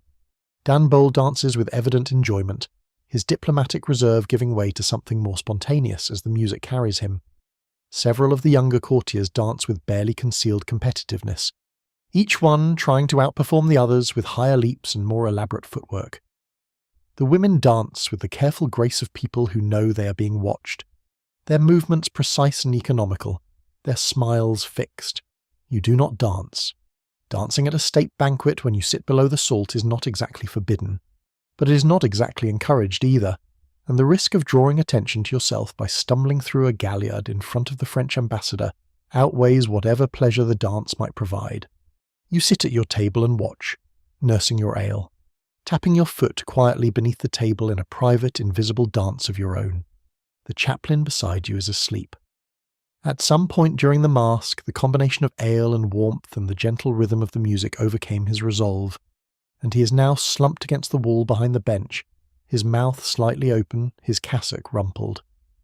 The clerk from the Privy Seal is still awake, still watching, still calculating. The courtier from Kent is telling another story about a horse to someone at the next table, who appears to be listening with the polite endurance of a man who has been cornered. The revels continue. More music, more dancing, more wine at the high table where the conversation has grown louder and more animated. The hall has taken on the warm, slightly blurred quality that comes when hundreds of people have been eating and drinking and watching entertainment for several hours. A collective softening of edges, a loosening of the formalities that bind this world together. For a few hours on this August evening, the court of Henry VIII is almost a pleasant place to be. But the mask told a story about peace and discord, and in the real world outside these walls, discord is winning. The Conservative faction is plotting against the Reformers. The Reformers are manoeuvring for position. The king is dying. The heir is a child, and the peace that the mask celebrated with such elegant choreography will last. Barely 2 years before it collapses into the religious upheavals of Edward's reign. You know none of this. You sit in the candlelight, listening to the music, watching the dancers, and for tonight, just tonight, everything seems golden. Below the glittering surface of the great hall, there is another world, one that makes everything you have seen tonight possible and that you will probably never see at all. The servants of Hampton Court number well over 1,000. Not the 200 in the kitchens, they're just the beginning. Add the grooms, the pages, the yeomen, the laundresses, the stablemen, the gardeners, the woodcutters, the brewers, the bakers, the butchers, the chandlers who make the candles, the men who maintain the water system, the men who clean the privies, the men who sweep the corridors, the men who scatter the rushes, the men who tend the fires, the women who scrub the linen, the women who mend the clothes, and the children, yes, children, who run errands and carry messages and turn spits and do all the small invisible tasks that keep this enormous machine running. They are the engine beneath the hood, the muscles beneath the skin. Without them, the court does not eat, does not drink, does not dress, does not sleep, does not function. The hierarchy among the servants mirrors the hierarchy among the courtiers, though at a lower altitude. At the top are the senior household officers, the Lord Chamberlain, who oversees the royal apartments, the Lord Steward, who oversees the household below stairs, the Master of the Horse, who oversees the stables. These are positions held by noblemen, and they come with genuine political power. Below them are the sergeants and yeomen who run specific departments. The yeoman of the guard, the sergeant of the cellar, the sergeant of the pantry, the sergeant of the ewery. These are professional positions, held by competent men of middling birth, and they are well paid and well respected within the household's internal economy. Below the sergeants are the grooms, junior servants who do the physical work of their departments. They carry the dishes, pour the ale, lay the fires, make the beds. Their lives are regulated by the same strict rules that govern the courtiers, but with fewer privileges and longer hours. A groom in the kitchens might work from 4 in the morning until 9 at night, spending the entire day in the suffocating heat of the fires, covered in grease and sweat, smelling of smoke and raw meat. His reward is a bed in the servants' quarters, a shared room, often crowded, always noisy, and his daily ration of food and ale, which is substantial but monotonous. He eats the same food that is served to the lower tables at the banquet: bread, beef, mutton, pottage. He does not eat swan. He does not eat subtleties. He does not eat the sugar castle. He watches these things pass through his hands on their way to the great hall, and then he eats his bread. Below the grooms are the pages and the scullions, the lowest rank of the servant hierarchy, often boys in their teens or even younger. The scullions do the truly unpleasant work, scrubbing the pots, washing the floors, carrying out the waste, cleaning the grease traps. The turnspit boys, the children who turn the spits in front of the fires, occupy a position that is physically demanding and spiritually crushing. They crouch beside the blazing fireplaces for hours, turning the heavy iron handles that rotate the spits, their faces scorched, their arms aching, their clothes drenched with sweat. Some of them sing to pass the time, some of them cry, most of them simply endure because endurance is the primary skill of a turnspit boy, and because the alternative, unemployment, poverty, possibly starvation, is worse. The servant's day begins before dawn and ends after dark. The first fires must be lit by 4 in the morning, the bread must be in the ovens by 5, the floors must be swept, the rushes replaced, the privies cleaned, the water drawn, the candles trimmed, and the tables laid before the household wakes. During a banquet like tonight's, the workload doubles or triples. Additional servants are brought in from other royal properties. Extra provisions are ordered. The kitchens operate at maximum capacity. The brewery runs day and night. And the laundry, which must wash, dry and press thousands of pieces of linen, operates in a state of barely controlled chaos. The servants are paid, though not generously. A groom might earn £3 or £4 a year, enough to live on. Barely, plus his room and board and his daily ration of ale. A page earns less. A scullion earns almost nothing, relying on his food and lodging as his primary compensation.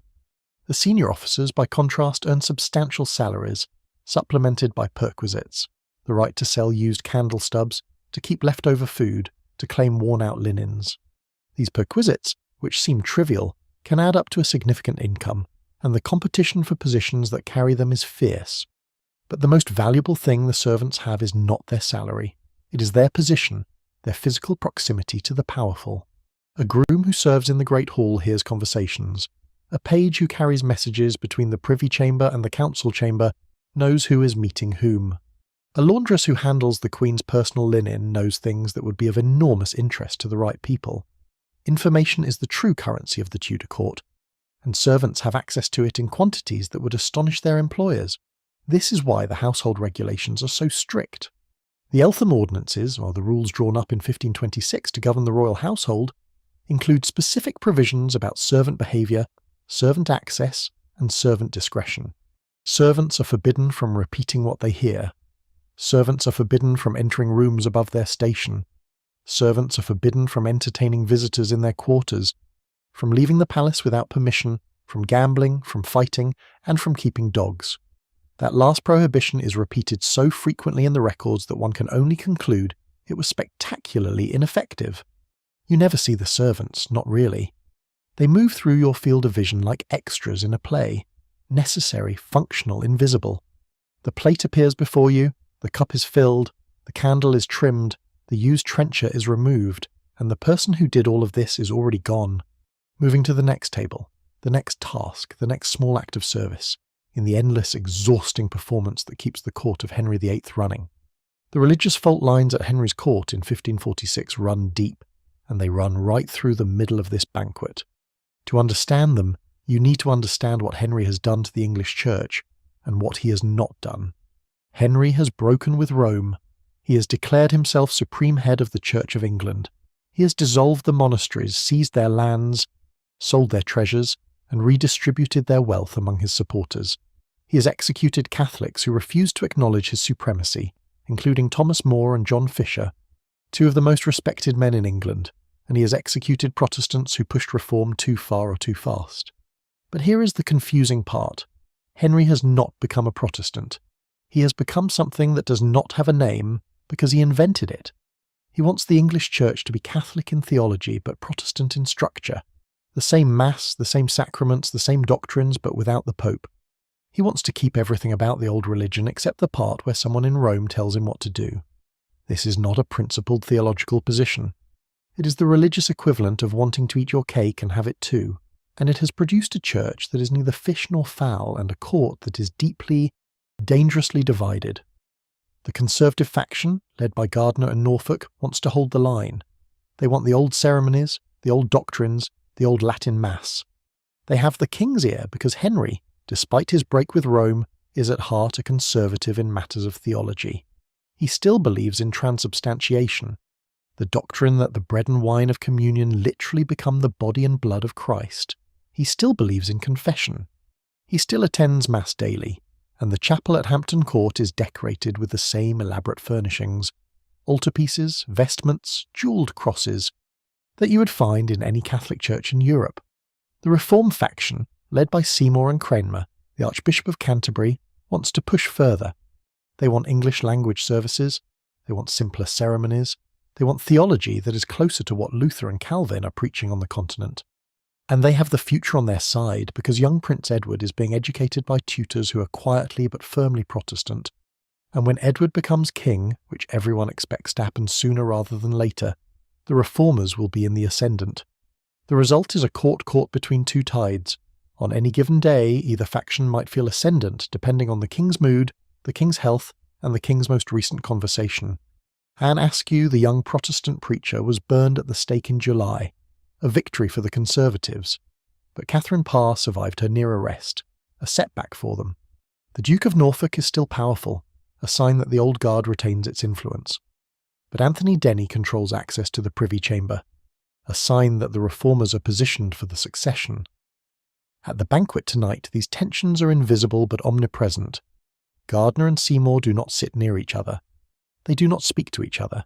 They do not acknowledge each other's existence except through the careful, coded language of precedence and gesture. but they are watching each other with the intensity of chess players in the endgame, and every move, every conversation, every alliance, every whispered word is a piece being advanced across the board. The irony is that Henry himself is the board. His body, his health, his mortality. These are the terrain on which the game is being played. While the king lives, the factions are held in check by his will. When the king dies, the check is released, and whoever has positioned themselves most advantageously will control the regency, the young king, and the future of England. Henry knows this. He's not a fool. He can see the manoeuvring, the positioning, the quiet accumulation of allies and favours and obligations. And he does what he has always done. He plays both sides against the middle, elevating one faction and then pulling it down, rewarding loyalty and then punishing it, keeping everyone uncertain and everyone afraid. This is the genius of Henry's rule and its tragedy. He maintains control by ensuring that no one feels secure, and the cost of this strategy, the executions, the imprisonments, the betrayals, the constant atmosphere of fear, is borne by everyone around him.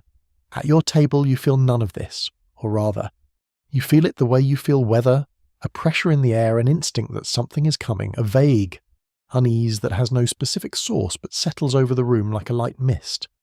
The chaplain is awake again, eating a piece of cheese with the focused attention of a man who has decided that cheese is the safest possible topic. The clerk, from the Privy Seal, is writing something in a small notebook. Notes, presumably, though what kind of notes one takes at a banquet is unclear. The courtier from Kent has stopped talking and is staring at his ale with the contemplative expression of a man who has just realised he has had too much of it. The music plays, the candles burn, the food sits on the table, cooling and congealing, its sauces thickening in the autumn air. And somewhere at the high table, behind the smiles and the laughter and the compliments to the ambassador, the battle for England's future is being fought over roasted swan and sugar castles. What happens to all the food that is left over? This is not a trivial question. In a palace that produces over 800 meals a day, the quantity of uneaten food is enormous.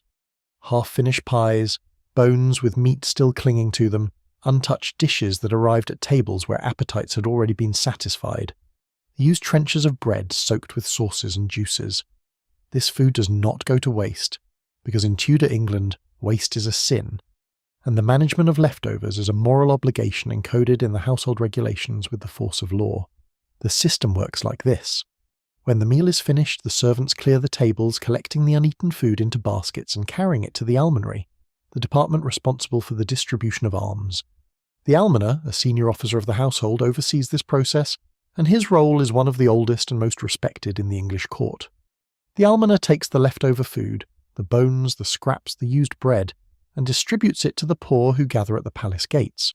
And they do gather. They gather every day, rain or shine, summer and winter, in crowds that can number in the hundreds. They are the deserving poor, a category that includes widows, orphans, the sick, the elderly, the disabled, and anyone else who cannot work and has no other means of support. They stand at the gates with bowls and baskets and cloths, waiting for the servants to emerge with the day's collection, and when the food arrives, they receive it with a gratitude that is, at least in part, a performance. Because the poor understand that their role in the system is to be visibly grateful, to affirm the generosity of the king, and to serve as walking evidence that the Tudor court is charitable and just. The regulations are specific about this process. Courtiers who eat at the royal table are forbidden from taking their leftovers home. The food belongs to the almoner. If you fail to surrender your scraps, you receive a warning. On the second offence, another warning. On the third, you lose your bouche of court, your entitlement to eat and drink at court at all. Along with your lodgings and your allowance, this is not a gentle penalty. Being stripped of bouche of court is, for a courtier, roughly equivalent to being cast into the wilderness. You lose your access to the palace, your meals, your room, and, by extension, your place in the hierarchy, all because you tried to pocket a piece of leftover mutton. The purpose of this system is partly charitable and partly political. Feeding the poor at the gate serves the same function as the subtleties and the tapestries and the masks. It demonstrates the power and benevolence of the king. Look how much food we have. Look how generously we share it. Look how the poor are cared for under Tudor rule. The leftovers are propaganda distributed in baskets instead of pamphlets, and their message is the same. The king is good, the kingdom is prosperous, and the system works. But there is a darker element to this charity. The poor at the gates are in a very real sense dependent on the court's excess. They eat because the court overeats. They survive because the court wastes. The entire system of almsgiving depends on there being more food at the royal table than the royal household can consume, which means that the extravagance of the court is not merely tolerated but encouraged, because without it, the poor would go hungry. And hungry poor people are dangerous poor people. The alms are not a correction for waste, they are a justification for it. Tonight, after the banquet, the servants will collect the remains of the feast. The bones of the beef and the mutton, the picked-over carcass of the swan, the crumbs of the pie crusts, the soggy remnants of the trencher bread, the wilted herbs, the cold pottage, and carry them to the almonry. Tomorrow morning before dawn, the almoner's servants will bring the food to the gates, where a crowd of thin, patient, grateful people will receive it, and the cycle will continue day after day, meal after meal, the rich eating and the poor receiving, the table and the gate connected by baskets of cold leftovers, carried through the corridors of the most magnificent palace in England. You finish your meal, you set aside your bread as custom requires, you push back from the table and feel the satisfying heaviness of a full stomach and several pints of ale. The food was good, the company was tolerable, the entertainment was extraordinary, and tomorrow someone at the gate will eat what you did not. You try not to think about this too hard because thinking about it leads to uncomfortable places, and uncomfortable places at the Tudor court are best avoided. But the thought lingers, like the taste of the ginger sauce, sweet and sharp and slightly uneasy, as you sit in the candlelight and watch. The last of the dancing die away. December. The revels are over. The French ambassador has gone home. The autumn has faded into a grey, wet English winter, and the court has moved from Hampton Court to Whitehall, following the king as it always follows the king. A migrating city of 1,400 souls trailing behind a man who can no longer walk. And then the arrests come. On the 12th of December, 1546, Thomas Howard, Duke of Norfolk, and his son Henry Howard, Earl of Surrey, are taken into custody and brought to the Tower of London. The charges are treason. The specific accusation against Surrey, the more vulnerable of the two because he is younger and less politically protected, is that he has displayed the royal arms in his heraldry, implying a claim to the throne. Surrey has been quartering his personal coat of arms with the arms of Edward the Confessor, a symbol of royal descent, and this, in the paranoid atmosphere of a dying king's court, is enough to condemn him. The evidence is, by modern standards, flimsy. Surrey has royal blood. The Howards are descended from Edward I, and he has never been shy about advertising the fact. But displaying heraldic symbols is not in itself an act of treason. What makes it treasonous is context. The king is dying, everyone knows it, and in the scramble for position that precedes a royal death, any hint that someone is planning to seize control, any suggestion that a nobleman sees himself as a potential regent or, worse, a potential king, is treated with the ruthlessness that Tudor politics demands. Seymour and the Reform faction have been waiting for this moment. Norfolk and Surrey are their most dangerous opponents, the last great obstacle between Seymour and control of the regency when Henry dies. With Norfolk and Surrey removed, Seymour will be free to position himself as Lord Protector of the young King Edward, and from that position he can reshape England according to his own vision. The arrest of the Howards is not justice, it is strategy. Surrey is tried, convicted and beheaded on the 19th of January 1547. He is the last person Henry VIII will execute. Norfolk is convicted as well and sentenced to death, but his execution is scheduled for the 29th of January. On the night of the 28th, Henry dies. The execution is postponed, and Norfolk, veteran of 30 years of court politics, survivor of every faction fight and every purge, the last of the old guard, sits in the tower and waits. He will remain there for the entirety of Edward's reign, released only when Mary Tudor takes the throne in 1553, 7 years in a cell saved from the axe by a matter of hours. You think back to the banquet. You think about Norfolk sitting at the high table eating his swan, talking to the ambassador, looking as comfortable and secure as a man could look. You think about Surrey, somewhere nearby, brilliant and reckless and utterly unaware that his heraldic experiments were being catalogued by men who wanted him dead. You think about how quickly the world can change in the Tudor court, how a man can go from the high table to the tower in a matter of weeks, from silk to shackles, from candlelight to cold stone, and you think about the fact that you were there. You were sitting at that banquet, eating your beef and drinking your ale and watching the masque and listening to the music, and you had no idea at all, that you were watching the last act of a tragedy that had been building for months. The arrests, the trial, the execution, the death of the king, the end of an era. It was all coming, and it was all invisible, hidden beneath the surface of the feast like poison in porridge. The Tudor court is not a place where you can see the future. It is a place where the future arrives without warning, wearing the clothes of the present, and by the time you recognise it, it has already happened. Norfolk, Surrey, Catherine Parr, Danbo, Gardner, Seymour, Denny, Wriothesley. All of them were at that table, all of them eating the same food, drinking the same wine, listening to the same music. And within months, their lives would diverge so violently that the man who sat at the right hand of the king would be in the Tower, and the man who sat below the salt would be, through the simple act of not being noticed, perfectly safe. There is a lesson in this, though it is not a comfortable one. The lesson is that at the Tudor court, the safest place to be is nowhere, the most powerful position is no position. The greatest protection is insignificance.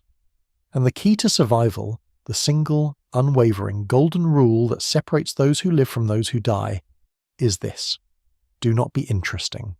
You were not interesting. You sat below the salt and ate your bread and drank your ale and said nothing memorable and did nothing notable and attracted no one's attention. And because of this, because of your magnificent life-saving dullness, you will walk out of this story alive. Not everyone can say the same. But let us not leave the dangers of the Tudor court to politics alone. There are other ways to die at Hampton Court, and most of them are considerably less dramatic than treason but no less effective. Disease, for one. The Tudor court is a breeding ground for illness despite its grandeur. 1,400 people living in close quarters, sharing food and water and air and latrines, great conditions that any modern epidemiologist would view with horror. The great plagues, bubonic plague, sweating sickness, typhus, sweep through the court periodically, sending the king fleeing to one of his rural retreats while the household staff scrub and fumigate and pray. The sweating sickness is the most feared. It appears without warning, kills within hours, and targets the young and healthy with a perverse selectivity that spares the old and the infirm. The symptoms are terrifying: sudden fever, profuse sweating, extreme thirst, delirium, and in many cases death within 12 to 24 hours of onset. Henry is personally terrified of the sweat. He has been terrified of it since 1517, when it first appeared in England, and his terror is not unreasonable. The disease has killed people he knows, people of his own rank, people who seemed perfectly healthy one morning and were dead by evening. When plague or sweat threatens, the court's elaborate dining arrangements become a liability rather than a luxury. Hundreds of people eating together in a closed hall, sharing dishes, sharing cups, breathing the same air. This is, from a disease perspective, an ideal transmission scenario. The household officers know this instinctively, even if they lack the germ theory to explain it. And the response to an outbreak is always the same. The king leaves. The court scatters. The banquets stop. The great hall goes dark. But even in ordinary times, in the summer of 1546, when no plague threatens and the sweating sickness is in one of its periodic retreats, the court is not a healthy place. The food, for all its abundance, is nutritionally unbalanced. The Tudor diet, particularly at the upper levels of society, is heavily weighted toward meat, bread and ale with very little fresh fruit or vegetables. Tudor physicians are suspicious of raw fruit, believing it causes cold humours and stomach ailments, and so the courtiers eat cooked fruit, in pies, in sauces, in preserves, but rarely anything fresh. Vegetables are considered peasant food. Salads are for the lower orders. The result is a diet that is rich in protein and carbohydrates, adequate in fat, and profoundly deficient in vitamins, particularly vitamin C. Scurvy is not just a sailor's disease. It appears at court as well, manifesting as bleeding gums, loose teeth, fatigue, and skin lesions. Though Tudor physicians do not connect these symptoms to diet, and instead attribute them to an imbalance of the humours, the 4 bodily fluids whose management, according to Galenic medicine, determines health and illness. The treatment for scurvy, as for most ailments, involves bleeding, purging, and the administration of herbal remedies that sometimes help and sometimes make things dramatically worse. The king's personal health is managed by a team of physicians and surgeons who attend him constantly and who are, by the standards of the age, the best medical minds in England. This is not reassuring.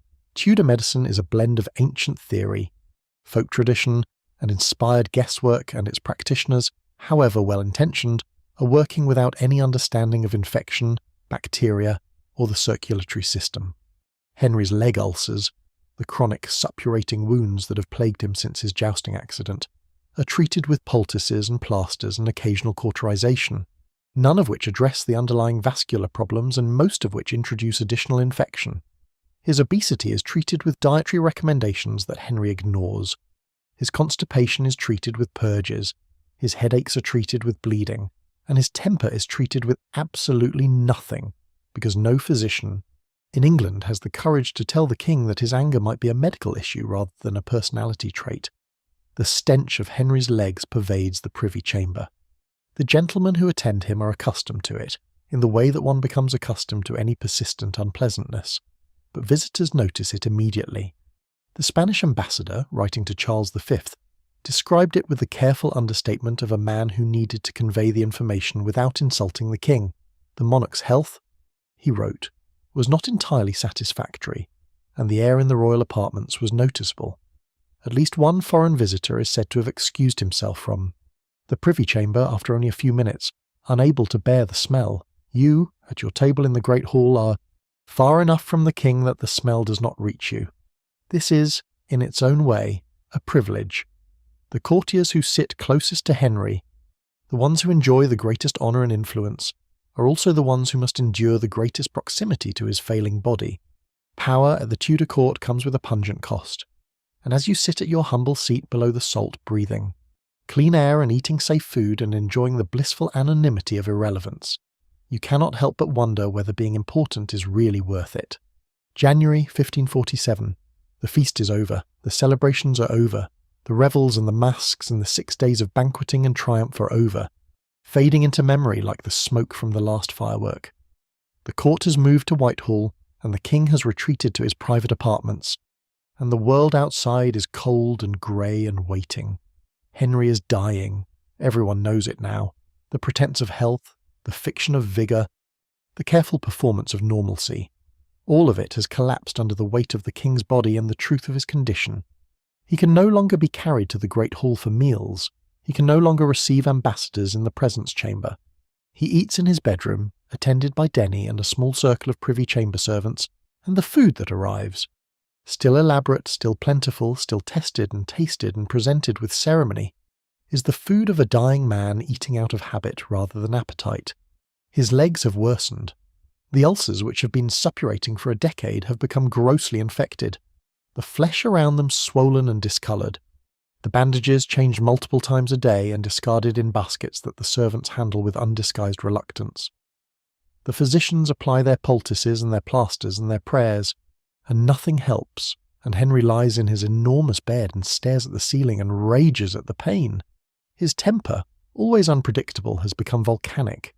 He shouts at servants, he throws things, he curses his physicians, his courtiers, his wives, both living and dead, and God, who has apparently decided that the King of England should suffer. The gentlemen of the Privy Chamber tread with the exquisite caution of men walking through a room full of broken glass, speaking only when spoken to, anticipating every need, absorbing every outburst with the stoic endurance of people whose careers, and possibly their lives, depend on their ability to remain calm in the presence of a furious, dying monarch. Catherine Parr visits when she can. She reads to Henry, she holds his hand, she rubs his temples with lavender water. She is by all accounts genuinely compassionate in these final months. A woman who married a monster and found, beneath the bluster and the cruelty, a human being who is afraid of death. Whether she loves Henry is a question that historians will never definitively answer. What is clear is that she cares for him, not in the political sense, not in the strategic sense, but in the simple, human sense of sitting with a dying person and offering comfort. Henry, who has executed and discarded wives with the casualness of a man changing his shirt, is, in the end, cared for by the one who stayed. The court around him is in a state of controlled chaos. The succession is technically settled. Edward will become king with a regency council governing until he is old enough to rule, but the composition of that council is still being negotiated, still being fought over, still the subject of whispered conversations in corridors and chambers throughout Whitehall. Seymour is positioning himself for the protectorship. Gardiner has been pushed to the margins. Norfolk sits in the tower, waiting for the axe, and Denny, the quiet groom of the stool, is managing the king's final days with the same careful efficiency that he has managed the Privy Chamber for the past decade. On the 27th of January, Henry's condition deteriorates sharply. He is feverish. He drifts in and out of consciousness. The physicians are summoned and can do nothing. Archbishop Cranmer is sent for and arrives at Whitehall sometime in the small hours of the morning, finding the king barely responsive. Cranmer asks Henry to give a sign that he trusts in Christ. Henry squeezes the archbishop's hand. It is the last thing he does. Henry VIII dies in the early hours of the 28th of January 1547. He's 55 years old. He has reigned for 37 years. He has married 6 times, executed 2 wives, broken with Rome, established a new church, dissolved the monasteries, fought wars in France and Scotland, built palaces and ships and fortifications, commissioned art and music and literature, changed the course of English history in ways that are still being felt 5 centuries later. And in the end, he dies in his bed, in the dark, holding the hand of a priest surrounded by the smell of his own decay. The news is kept secret for 3 days, because the council needs time to secure the succession before the announcement is made. During those 3 days, meals continue to be prepared and sent to the king's chamber. Dishes are carried in and carried out, the ritual of feeding maintained even though there is no one to feed. The servants who carry the food know the truth. It is impossible to keep such a secret in a palace, but they say nothing, because saying nothing is what servants do, and because the fiction must be maintained until the council is ready. On the 31st of January, Edward Seymour announces to Parliament that the king is dead, and that his son, Edward, is the new king. The boy is 9 years old, and the world that Henry built, the world of the great hall and the sugar castles and the 600,000 gallons of ale, begins slowly and then quickly to change. The table is cleared, the candles are extinguished, the tapestries are taken down and stored, and the great hall of Hampton Court, which hosted the last of Henry's great feasts, falls silent. Now let us go back. Let us return to that August evening, that warm candlelit hall, that groaning table with its pies and its pottage and its pewter cups of ale.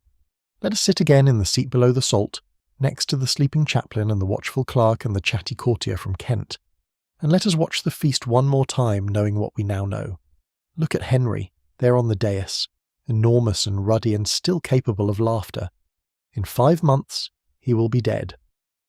Look at Catherine Parr, smiling beside him, composed and careful and profoundly relieved to have survived the summer. In a year she will remarry, Thomas Seymour, brother of the Lord Protector, and in 2 years she will be dead herself, of complications from childbirth, at the age of 36. Look at Norfolk eating his swan with the calm assurance of a man who has survived everything. In 4 months he will be in the Tower. Look at Surrey, brilliant and doomed, somewhere at the high table reciting poetry and making enemies. In 5 months his head will be on a spike. Look at Danbeau, the French ambassador, enjoying the feast with the hearty appetite of a man whose main concern tonight is diplomatic protocol. He will return to France and serve his king faithfully until his death in 1552, one of the few people at this table who will die, of natural causes at a reasonable age. Look at Gardiner, watching everything with those clever hooded eyes. He will be pushed out of the Regency Council, spend the next reign in political wilderness, and return to power only under Mary Tudor, when he will help orchestrate the persecution of Protestants with an enthusiasm that history has not forgotten. Look at Seymour, quiet and calculating, already measuring the corridors of power that will soon be his. He will become Lord Protector of England, rule in Edward's name, overreach his authority, and be executed in 1552. The Protector will need protecting, and there will be no one to do it. And look at you, sitting at your table, eating your bread, drinking your ale, invisible and safe and blissfully unaware that you are attending the last great feast of the Tudor age. The world is about to change.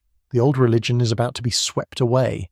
The monasteries that were dissolved will be redissolved under Mary and then redissolved again under Elizabeth. The succession will stagger from crisis to crisis. Edward, then Jane Grey for 9 days, then Mary, then Elizabeth.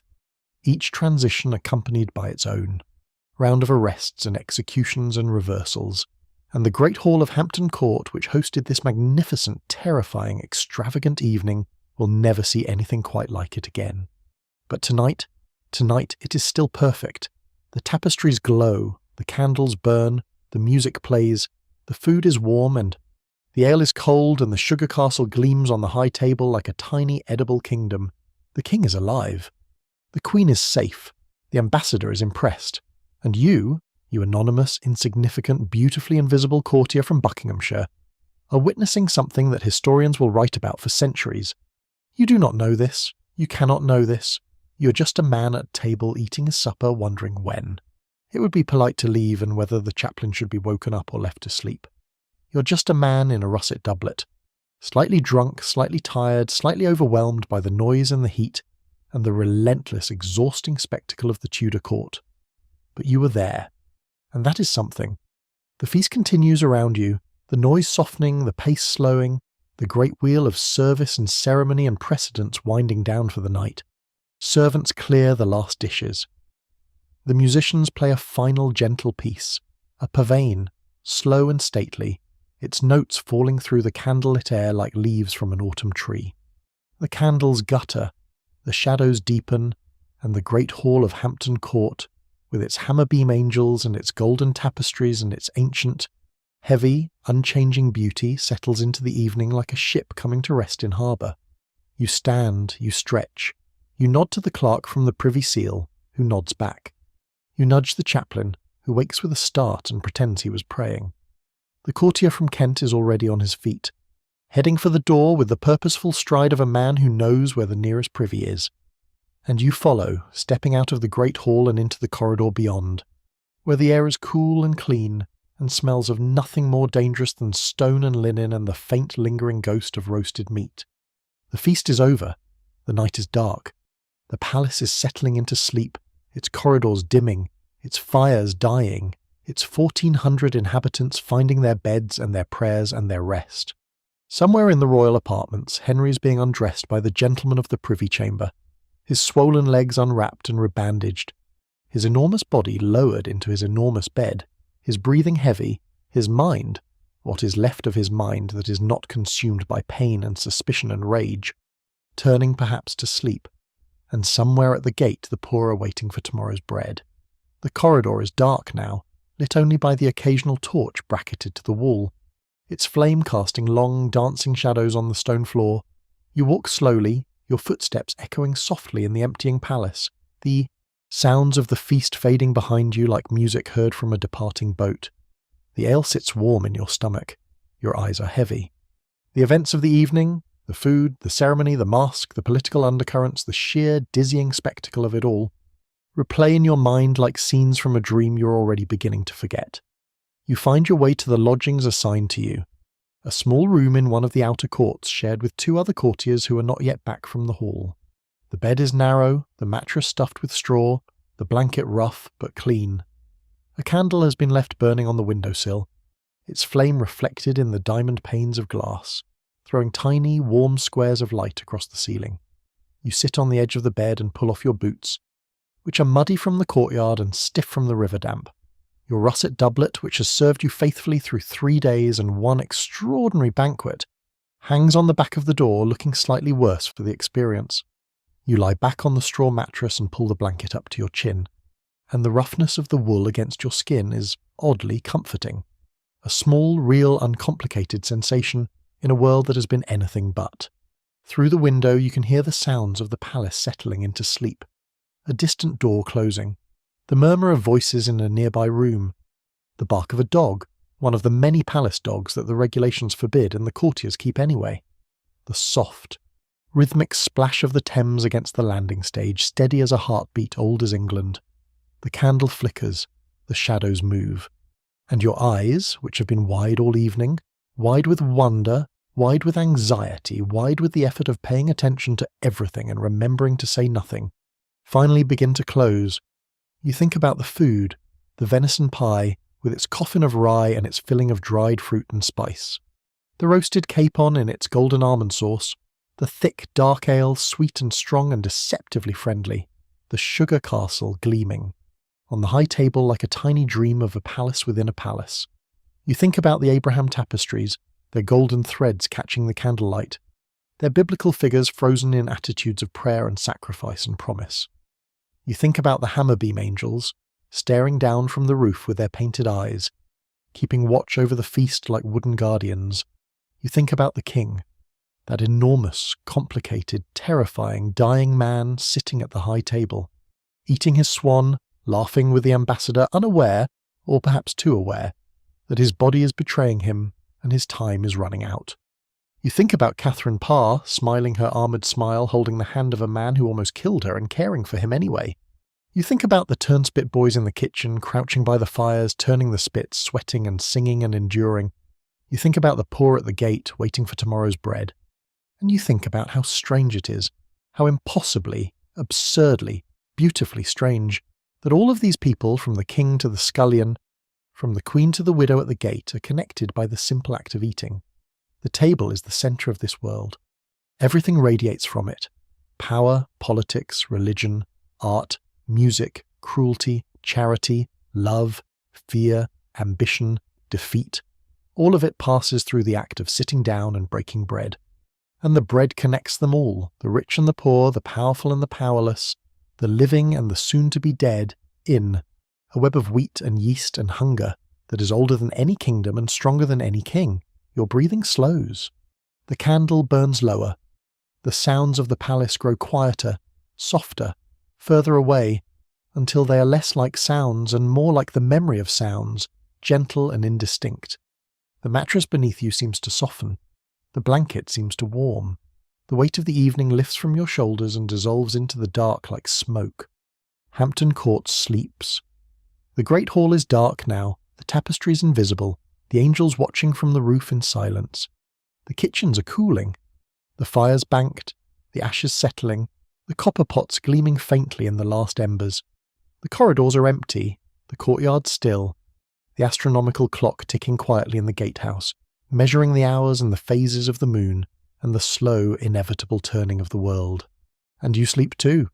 You sleep in a narrow bed in a small room in a palace that belongs to a dying king, in a country that's about to change forever, in a year that will be remembered long after every person at tonight's feast has turned to dust.